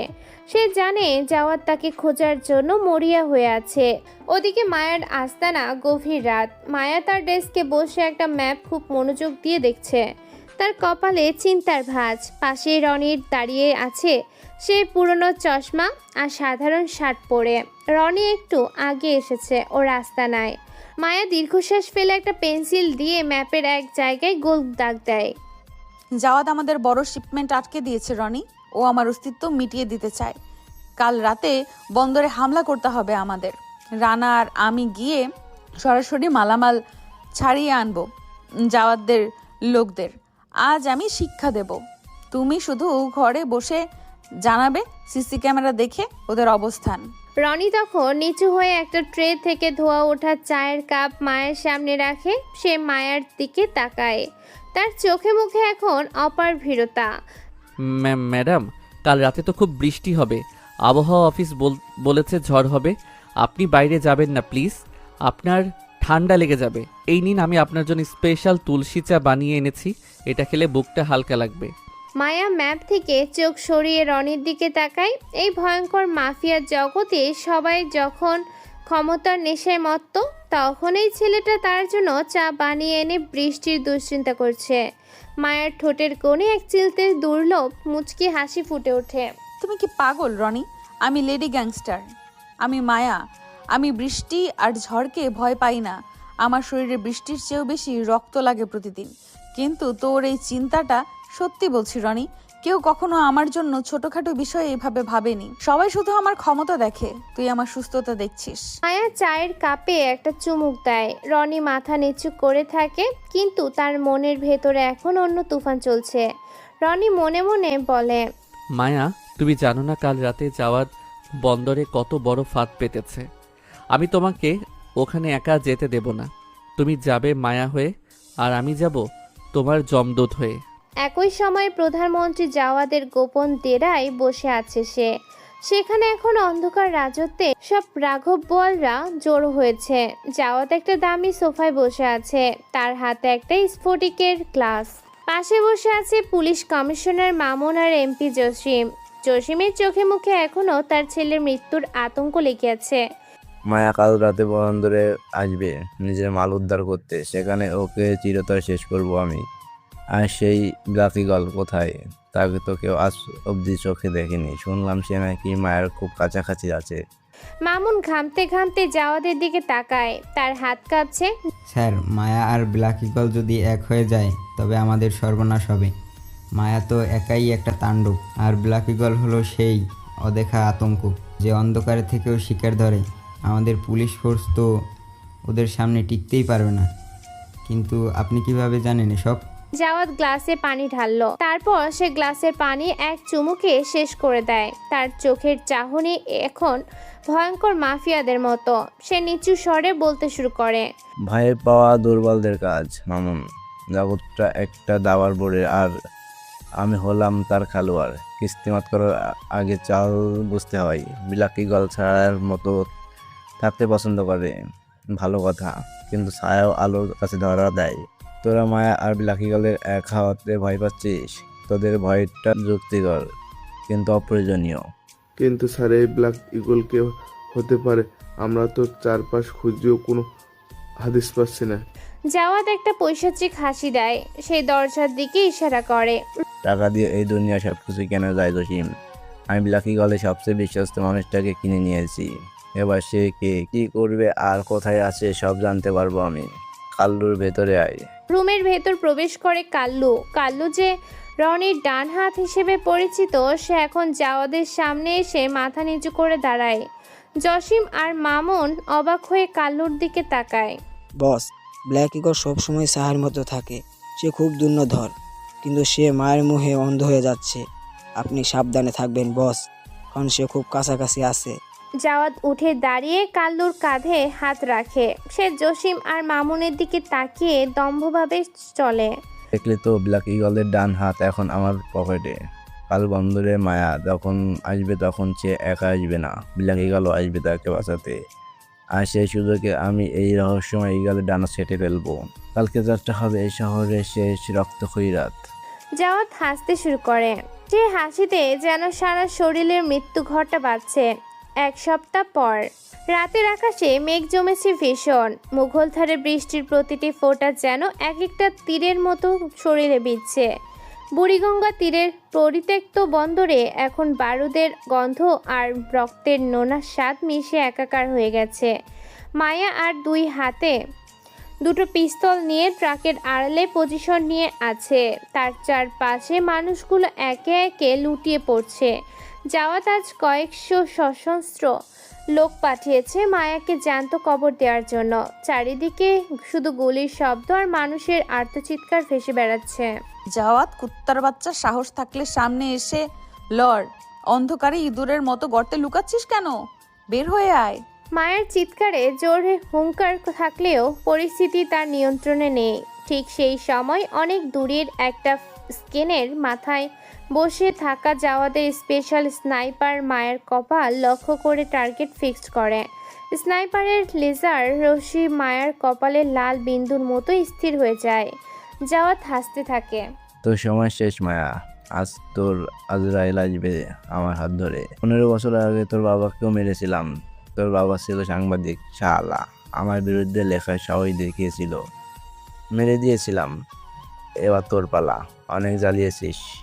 স্নাইপারের ট্রিগার চাপার ঠিক আগ মুহূর্তে এক ছায়ার মতো কালো মাস্ক পরা দীর্ঘদেহী লোক যেন বাতাস চিরে আবির্ভূত হয়। সে বিদ্যুৎ গতিতে ছুটে এসে মায়াকে জোরে ধাক্কা দিয়ে একটা লোহার কন্টেইনারের আড়ালে সরিয়ে দেয়। স্নাইপারের গুলিটা মায়ের মাথার ইঞ্চিখানেক পাশ দিয়ে গিয়ে কন্টেইনারে লাগলো। মায়া ভ্যাবাচাকা খেয়ে লোকটার দিকে তাকায়। লোকটার পরনে কালো লেদার জ্যাকেট, মুখে কালো মাস্ক। তুমি কে? তুমি আমাকে বাঁচালে কেন? কে তুমি? লোকটা মায়ের দিকে না তাকিয়ে তার ভারী আর গম্ভীর কণ্ঠে উত্তর দেয়, নিজের খেয়াল রাখতে পারো না, আবার গ্যাংস্টার হতে এসেছো? এখান থেকে এক পাও নড়বে না। চুপচাপ এখানে বসে নিজের যান বাঁচাও। কথাটা বলেই লোকটা অন্ধকারের ভেতর ঝাঁপিয়ে পড়ে। মায়া স্তম্ভিত হয়ে দেখে লোকটা একা হাতে জাওয়াদের 20 থেকে 25 জন সশস্ত্র লোককে কচুকাটা করছে।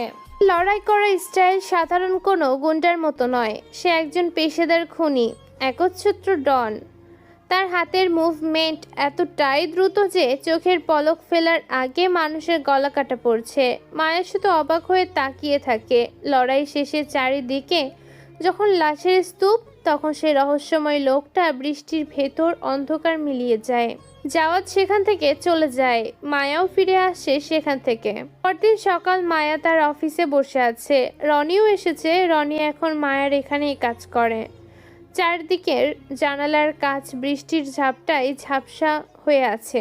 মায়া নিজের ডেস্কে বসে আছে, কিন্তু তার মন পড়ে আছে গত রাতে সেই বন্দরে। ঠিক তখনই রনি ঘরে ঢোকে। রনির হাতে ব্যান্ডেজ বাঁধা। সে খুব সাবধানে ফাইলগুলো চেক করছে, আর আগের মতোই কুঁজো হয়ে দাঁড়িয়ে আছে। মায়া চেয়ার ছেড়ে উঠে ধীর পায়ে রনির দিকে এগিয়ে যায়। কি খবর ম্যাম? কালকে আপনার মিশন কি হলো? জাওয়াদকে মারতে পারলেন নাকি এবার ফেল হলো? কালকে যে বৃষ্টিটা হলো, বাপরে, বারণ করেছিলাম না যেতে। জাওয়াদ আমাকে অ্যাটাক করে। সে কেন আগে থেকে এত লোক নিয়ে সেখানে ছিল বুঝতে পারিনি। আমি সুযোগ বুঝে আমার কাজ সারছিলাম, মাঝখান থেকে অ্যাটাক করে। তবে কাল রাতে বন্দরে একজন এসেছিল রনি, সে আমার প্রাণ বাঁচিয়েছে। ওর লড়াই করার স্টাইল, ওর ক্ষিপ্রতা ঠিক সেই ব্ল্যাক ইগলের মতো, যার গল্প আমি লোকমুখে শুনি। রনি ফাইল থেকে মাথা না তুলে অবাক হওয়ার ভান করে তার চশমাটা সে আঙুল দিয়ে নাকের ওপর ঠেলে দেয়। Black eagle? ওই যে বড় খুনিটা যার নামে সবাই কাঁপে, ও আপনাকে বাঁচাতে কেন আসবে? ম্যাডাম, নিশ্চয়ই আপনার কোনো ভুল হয়েছে, হয়তো আপনার কোনো শুভাকাঙ্ক্ষী হবে। মায়া কথা না বলে হঠাৎ রনির খুব কাছে চলে যায়। সে রনির শার্টের হাতটা হ্যাঁচকে টানে উপরে উঠে দেয়। সেখানে একটা তাজা ক্লাস্ট বা কাটার দাগ, যেখান দিয়ে সামান্য রক্ত চুয়ে পড়ছে। তোর হাতে এই চোটটা কিসের রনি? কাল বন্দরে ওই লোকটাও ঠিক এই জায়গাতেই স্নাইপারের গুলির আঁচড় পেয়েছিল। বল, এটা কিভাবে হলো? রনি ঘাবড়ে গিয়ে তোতলাতে শুরু করে। তার কপালে বিন্দু বিন্দু ঘাম জমতে শুরু করে। সে হাতটা সরিয়ে নেওয়ার চেষ্টা করে। ও এটা, ওটা তো কলম দিয়ে ফাইল কাটার সময় হঠাৎ লেগে গেছে ম্যাডাম। আমি তো অ্যাকাউন্টেন্ট মানুষ, আমি কি অত বড় হিরো হতে পারি? আমি তো রক্ত দেখলেই অজ্ঞান হয়ে যাই। আপনি ভুল করছেন। মায়া রনির চোখের দিকে স্থিরভাবে তাকিয়ে থাকে। তার মন বলছে ডাল মে কুছ কালা হ্যায়, কিন্তু রনির এই ভীতু চেহারা তাকে বারবার বিভ্রান্ত করছে। সে কিছু বলে না, তবে কলম দিয়ে কারোর এমন হাত কাটে না সে জানে। ওদিকে জাওয়াত বসে আছে, সামনে জসিম আর মামুন। কি করব এখন? ওদেরকে তো বন্দরে মারতে পারলাম না, কিন্তু আমি জেনে গেছি হলো রনি। মায়াকে যে বাঁচিয়েছে সেই রনি। বস, একটা প্লেন আছে, আপনি মায়াকে তুলে আনেন। রনির কাছে মায়ের খবর আমি পাঠাবো। বাহ, দারুণ প্ল্যান তো। চল আজ শুরু করি। ভতিতে একটা পরিত্যক্ত সার কারখানা আছে, চারদিকে রাসায়নিকের কটুগন্ধ। কারখানার ঠিক মাঝখানে একটা পিলারের সাথে মায়াকে মোটা লোহার শিকল দিয়ে বেঁধে রাখা হয়েছে। মায়ের ঠোঁটের কোণ ফেটে রক্ত জমাট বেঁধে আছে। প্রধানমন্ত্রী জাওয়াদ তার সামনে দাঁড়িয়ে মায়ের চুল মুঠো করে ধরে মাথাটা উপরে তোলে। গতরাত মায়াকে রাস্তা থেকে তুলে এনেছে জাওয়াদের লোক। জসিম অনেক খুশি। সেই খুশিটা মেরে মায়ার ঠোঁটে রক্ত জমিয়ে দিয়েছে। জাওয়াদ বলে, তোর ওই চশমা পরা প্রেমিক কোথায় রে মায়া, যাকে তুই সারাক্ষণ নিজের আঁচলে আগলে রাখিস? তুই কি জানিস সে আসলে কে? সে তো আসলে এই শহরের কুখ্যাত ব্ল্যাক ইগল। আজ তাকে আমি বের করে আনবো তোর এই সুন্দর শরীরের রক্তের বিনিময়ে। মায়া ব্যথায় চোখ বন্ধ করে ফেলে, কিন্তু তার ঠোঁটে একটা তাচ্ছিলের হাসি ফুটে ওঠে। সে জাওয়াদের মুখের ওপর থুতু ছিটিয়ে দেয়। রনি রনি একটা সাধারণ ছেলে, তুই ভুল করছিস জাওয়াত। ও কোনো ডন হতে পারে না। ওর চোখে কোনো হিংস্রতা নেই। ওর রক্ত দেখে সত্যি অজ্ঞান হয়ে যায়। তুই খামোখা একটা নিরীহ ছেলেকে এই নরকে টানছিস। আমাকে ব্যবহার করে কোনো নিরীহ ছেলেকে মারবি না। তাহলে দেখ তো সেই ভিতর রনি এখন কি করে। ও যদি না আসে তবে তোকে আর আমি জ্যান্ত পুড়িয়ে মারবো। ঠিক সেই মুহূর্তে কারখানার গেটটা প্রচণ্ড এক বিস্ফোরণের শব্দে ভেঙে পড়ে। ধুলোর আস্তরণ আর ধোঁয়ার ভেতর দিয়ে একজন মানুষ ধীর পায়ে হেঁটে আসছে। তার পরনে কালো ড্রেস কোট, কাঁধ পর্যন্ত ঝোলানো কালো চেইন। তার চোখে সেই চিরচেনা চশমাটা। আজ নেম রনি যখন আলোর নিচে আসে তখন তার চেহারা দেখে খোদ যাওয়া তো 2 পা পিছিয়ে যায়। রনি মায়ার দিকে একবার তাকায়। মায়া আজ তার রনিকে চিনতে পারছে না। এই রনি কোনো সাধারণ অ্যাকাউন্ট্যান্টস নয়, এ হলো মৃত্যুর দূত। রনি জাওয়াদের দিকে তাকিয়ে নিজের আঙ্গুলের গাছগুলো ফাটায়। তার প্রতিটি পদক্ষেপ যেন এই কারখানার মেঝেতে কম্পন সৃষ্টি করছে। মায়া ফিসফিস করে বলে, রনি তুমি? রনি কোনো উত্তর দেয় না। সে জাওয়াদের গার্ডের দিকে তাকিয়ে তার হাতের সে রক্ত মাখা চেইনটা ঘোরাতে শুরু করে। কারখানার মাঝখানে পিলারের সাথে শিকলবন্দি মায়া তার ঝাপসা চোখে দেখছে এক অলৌকিক দৃশ্য। যে রনিকে সে এতদিন আগলে রেখেছে, যে রনিকে সে সামান্য পানি খাওয়ার জন্য অভয় দিত, সে রনি আজ তার সামনে দাঁড়িয়ে আছে মাফিয়া বেশে। রনির শরীরে আজ আর সে কাচুমাচু ভাব নেই। যাওয়াদের 30 থেকে 40 জন সশস্ত্র বডিগার্ড রনিকে চারপাশ থেকে ঘিরে ধরেছে। তাদের হাতে থেকে একে 48 আর অটোমেটিক পিস্তল। জাওয়াদ পেছনে দাঁড়িয়ে অট্ট হাসি দিচ্ছে। যদিও তার ভেতরে ভয়টা সে লুকানোর চেষ্টা করেছে, রনি কোনো কথা বলে না। তার চোখের দৃষ্টি এখন মানুষের নয়, এক তৃষ্ণার্ত শিকারী ঈগলের। মায়ার গায়ে হাত তোলার সাহস কিভাবে হলো তোর জাওয়াদ? আমি তোর ভাইরে মারছি, তোর সাম্রাজ্য ধ্বংস করছি, তাতে তোর শিক্ষা হয়নি? আজ এই পরিত্যক্ত কারখানা তোর গোরস্থান হবে। রনির কণ্ঠস্বর এতটাই গম্ভীর আর শীতল যে উপস্থিতি সবার শির দ্বারা বেয়ে ঠান্ডা স্রোত বয়ে যায়। জাওয়াদ চিৎকার করে তার লোকদের হুকুম দেয়, গুলি কর। দেখছিস কি? এই তোতলাম অফিসের এখানেই ঝাঁঝরা করে দে। কথাটা শেষ হওয়ার আগে রনি জোরে একটা শীষ বাজায়। তখনই বাইরে থেকে গুলি ছোড়া শুরু হয়। কারখানার ভেতরে থাকা জাওয়াদের অবশিষ্ট গার্ডগুলোকে ব্রাশ ফায়ারে ঝাঁঝরা করে দেয়। চারদিকে শুধু তপ্ত সিসার শব্দ আর লাশের পতন। প্রধানমন্ত্রী জাওয়াদ, এমপি জসিম আর পুলিশ কমিশনার মামুন, 3 জন এখন কারখানার এক কোণে দেয়ালে পিঠ ঠেকিয়ে দাঁড়িয়ে আছে। তাদের সামনে স্তূপ হয়ে পড়ে আছে নিজেদের লোকেদের নিথর দেহ। রনি ধীর পায়ে এগিয়ে যায়, তার হাতে একটা রক্তমাখা লোহার চেইন। সে সরাসরি জসিমের সামনে গিয়ে দাঁড়ায়। জসিম ভয়ে থরথর করে কাঁপছে। রনি কোনো কথা না বলে চেইনটা দিয়ে জসিমের মুখ জোরে এক বাড়ি মারে। জসিমের চোয়ালের হাড় ভেঙে যায়, কয়েকটা দাঁত ছিটকে রক্ত সহ মেঝেতে পড়ে। কিরে জসিম, তোর ছেলের জন্য খুব মায়া লাগছিল তাই না? তোদের এই পাপের সাম্রাজ্য গড়তে কত মায়ের বুক খালি করছিস তার হিসাব আছে? রনি জসিমকে লাথি মেরে নিচে ফেলে দেয়, তারপর তার বুকের ওপর পা দিয়ে চেপে ধরে।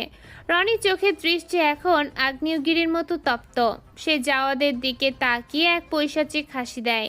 মায়া শিকল মুক্ত হয়ে একপাশে দাঁড়িয়ে রনির এই অচেনা রূপ দেখছে। রনি এবার তার জীবনের সেই অন্ধকার অধ্যায় বলতে শুরু করে।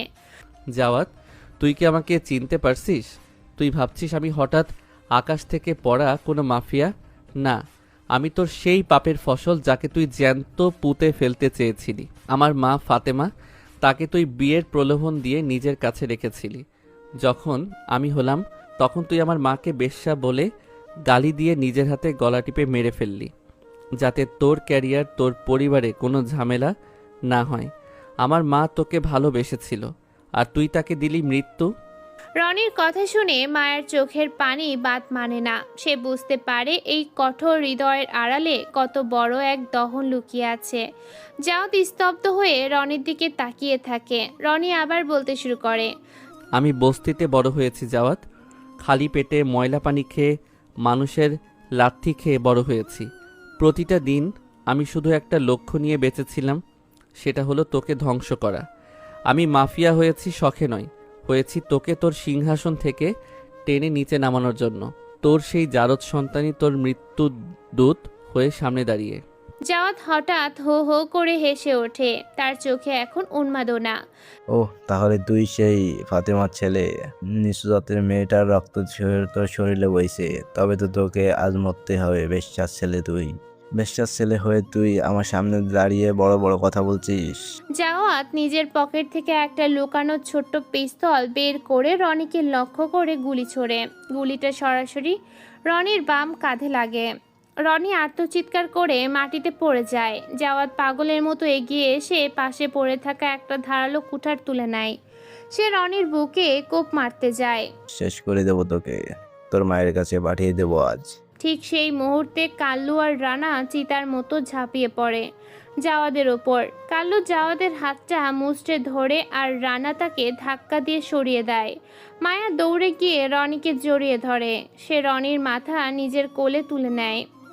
রনি চোখ খুলো প্লিজ, আমাকে ছেড়ে যেও না। আমি তোমাকে ছাড়া কিছুই না। তোমার এই রক্ত আমি সইতে পারছি না। রনি ব্যথায় কুকড়ে যায়, কিন্তু মায়ের চোখের পানি দেখে সে হালকা হাসে। মায়া তার শাড়ির আঁচল ছিঁড়ে রনির ক্ষতস্থান বেঁধে দেয়। ইমোশনাল হয়ে মায়া রনির কপালে চুমু দেয়। তুমি আমার জন্য এত কিছু করলে রনি। আমি ভেবেছিলাম আমি তোমাকে রক্ষা করছি, অথচ তুমি আমাকে ছায়ার মতো আগলে রেখেছো। I love you Rony. ঠিক তখন জাওয়াত আবার উঠে দাঁড়ায়। সে পাশ থেকে একটা ভারী লোহার রড তুলে নিয়ে মায়ের দিকে এগোতে থাকে। রনি দাঁতে দাঁত চেপে মায়ের হাত ধরে উঠে দাঁড়ায়। তাদের দুজনের সামনেই দুটো মোটা লোহার রড পড়ে আছে। রনি আর মায়া একে অপরের দিকে তাকায়। তাদের চোখে এখন একই প্রতিশোধের নেশা। তারা দুজন একসাথেই দুটো রড তুলে নেয়। জাওয়াত যখন কাছে আসে, রনি আর মায়া একসাথে চিৎকার করে জাওয়াদের দিকে ঝাঁপিয়ে পড়ে। রনি জাওয়াদের পেটে আর মায়া জাওয়াদের বুকের মাঝখানে সজোরে লোহার রড দুটো ঢুকিয়ে দেয়। জাওয়াত দাঁড়িয়ে যায়। তার সব দিক দিয়ে অঝরে রক্ত বের হচ্ছে। রনি আর মায়া রড দুটো আরও ভেতরে ঠেলে দেয়। জাওয়াদের নিথর দেহটা রড সহ মেঝেতে আছড়ে পড়ে। কয়েকদিন পর হাসপাতালে কেবিনে শুয়ে আছে রনি। তার গায়ে ব্যান্ডেজ, কিন্তু চেহারায় এখন এক অদ্ভুত শান্তি। পাশে বসে মায়া আপেল কাটছে। রনি এক দৃষ্টি মায়ের দিকে তাকিয়ে থাকে। কি দেখছো এভাবে? আপেলটা খাও। আমি ভাবছি এই লেডি গ্যাংস্টার মায়া এখন আমার জন্য আপেল কাটছে। কেউ দেখলে তো বিশ্বাসই করবে না। মায়া মুচকি হেসে রনির মুখে এক টুকরো আপেল তুলে নেয়। রনি সেটা খেয়ে চোখ বন্ধ করে আয়েশ করে। শোনো রনি, ওই মাফিয়া জগৎ থেকে আমি দূরে সরে যেতে চাই। আমরা একটা সুন্দর সংসার করব। ছোট্ট একটা বাড়ি হবে যেখানে কোনো পিস্তল বা রক্তের গন্ধ থাকবে না। থাকবে শুধু আমাদের ভালোবাসা। রনি মায়ের হাতটা নিজের হাতের মুঠোয় নেয়। সে রোমান্টিকভাবে বলতে শুরু করে। আমারও একই ইচ্ছা মায়া, তবে একটা শর্ত আছে। ওই বাড়িতে আমি কিন্তু সেই তোতলা রনি থাকবো। আমাকে কিন্তু আগের মতোই বকাঝকা করতে হবে, না হলে আমার ঠিক ভালো লাগবে না। মায়া হাসতে হাসতে রনির বুকে মাথা রাখে। রনি তার চিবুকটা মায়ের চুলে ঘষে। হাসপাতালের সাদা ঘরে এখন শুধু ভালোবাসার উষ্ণতা। জানো মায়া, সারা জীবন আমি শুধু ঘৃণা আর রক্ত দেখেছি, কিন্তু তোমার হাতের এক কাপ পানি আর ওই তুলসী চা আমাকে বুঝিয়ে দিয়েছে পৃথিবীটা এখনো সুন্দর। আমি তোমাকে আমার জীবনের শেষ নিঃশ্বাস পর্যন্ত আগলে রাখবো। আর আমি তোমাকে কখনো তোতলা বলে পচাবো না, কারণ ওই তোতলামির আড়ালেই আমি আমার সত্যিকারের রাজকুমারকে খুঁজে পেয়েছি। বাইরে তখন বিকেলের নরম রোদ খেলা করছে। ব্ল্যাক ইগল আর মায়ের নতুন জীবনের গল্প শুরু হয় এই হাসপাতালের ছোট্ট ঘর থেকে।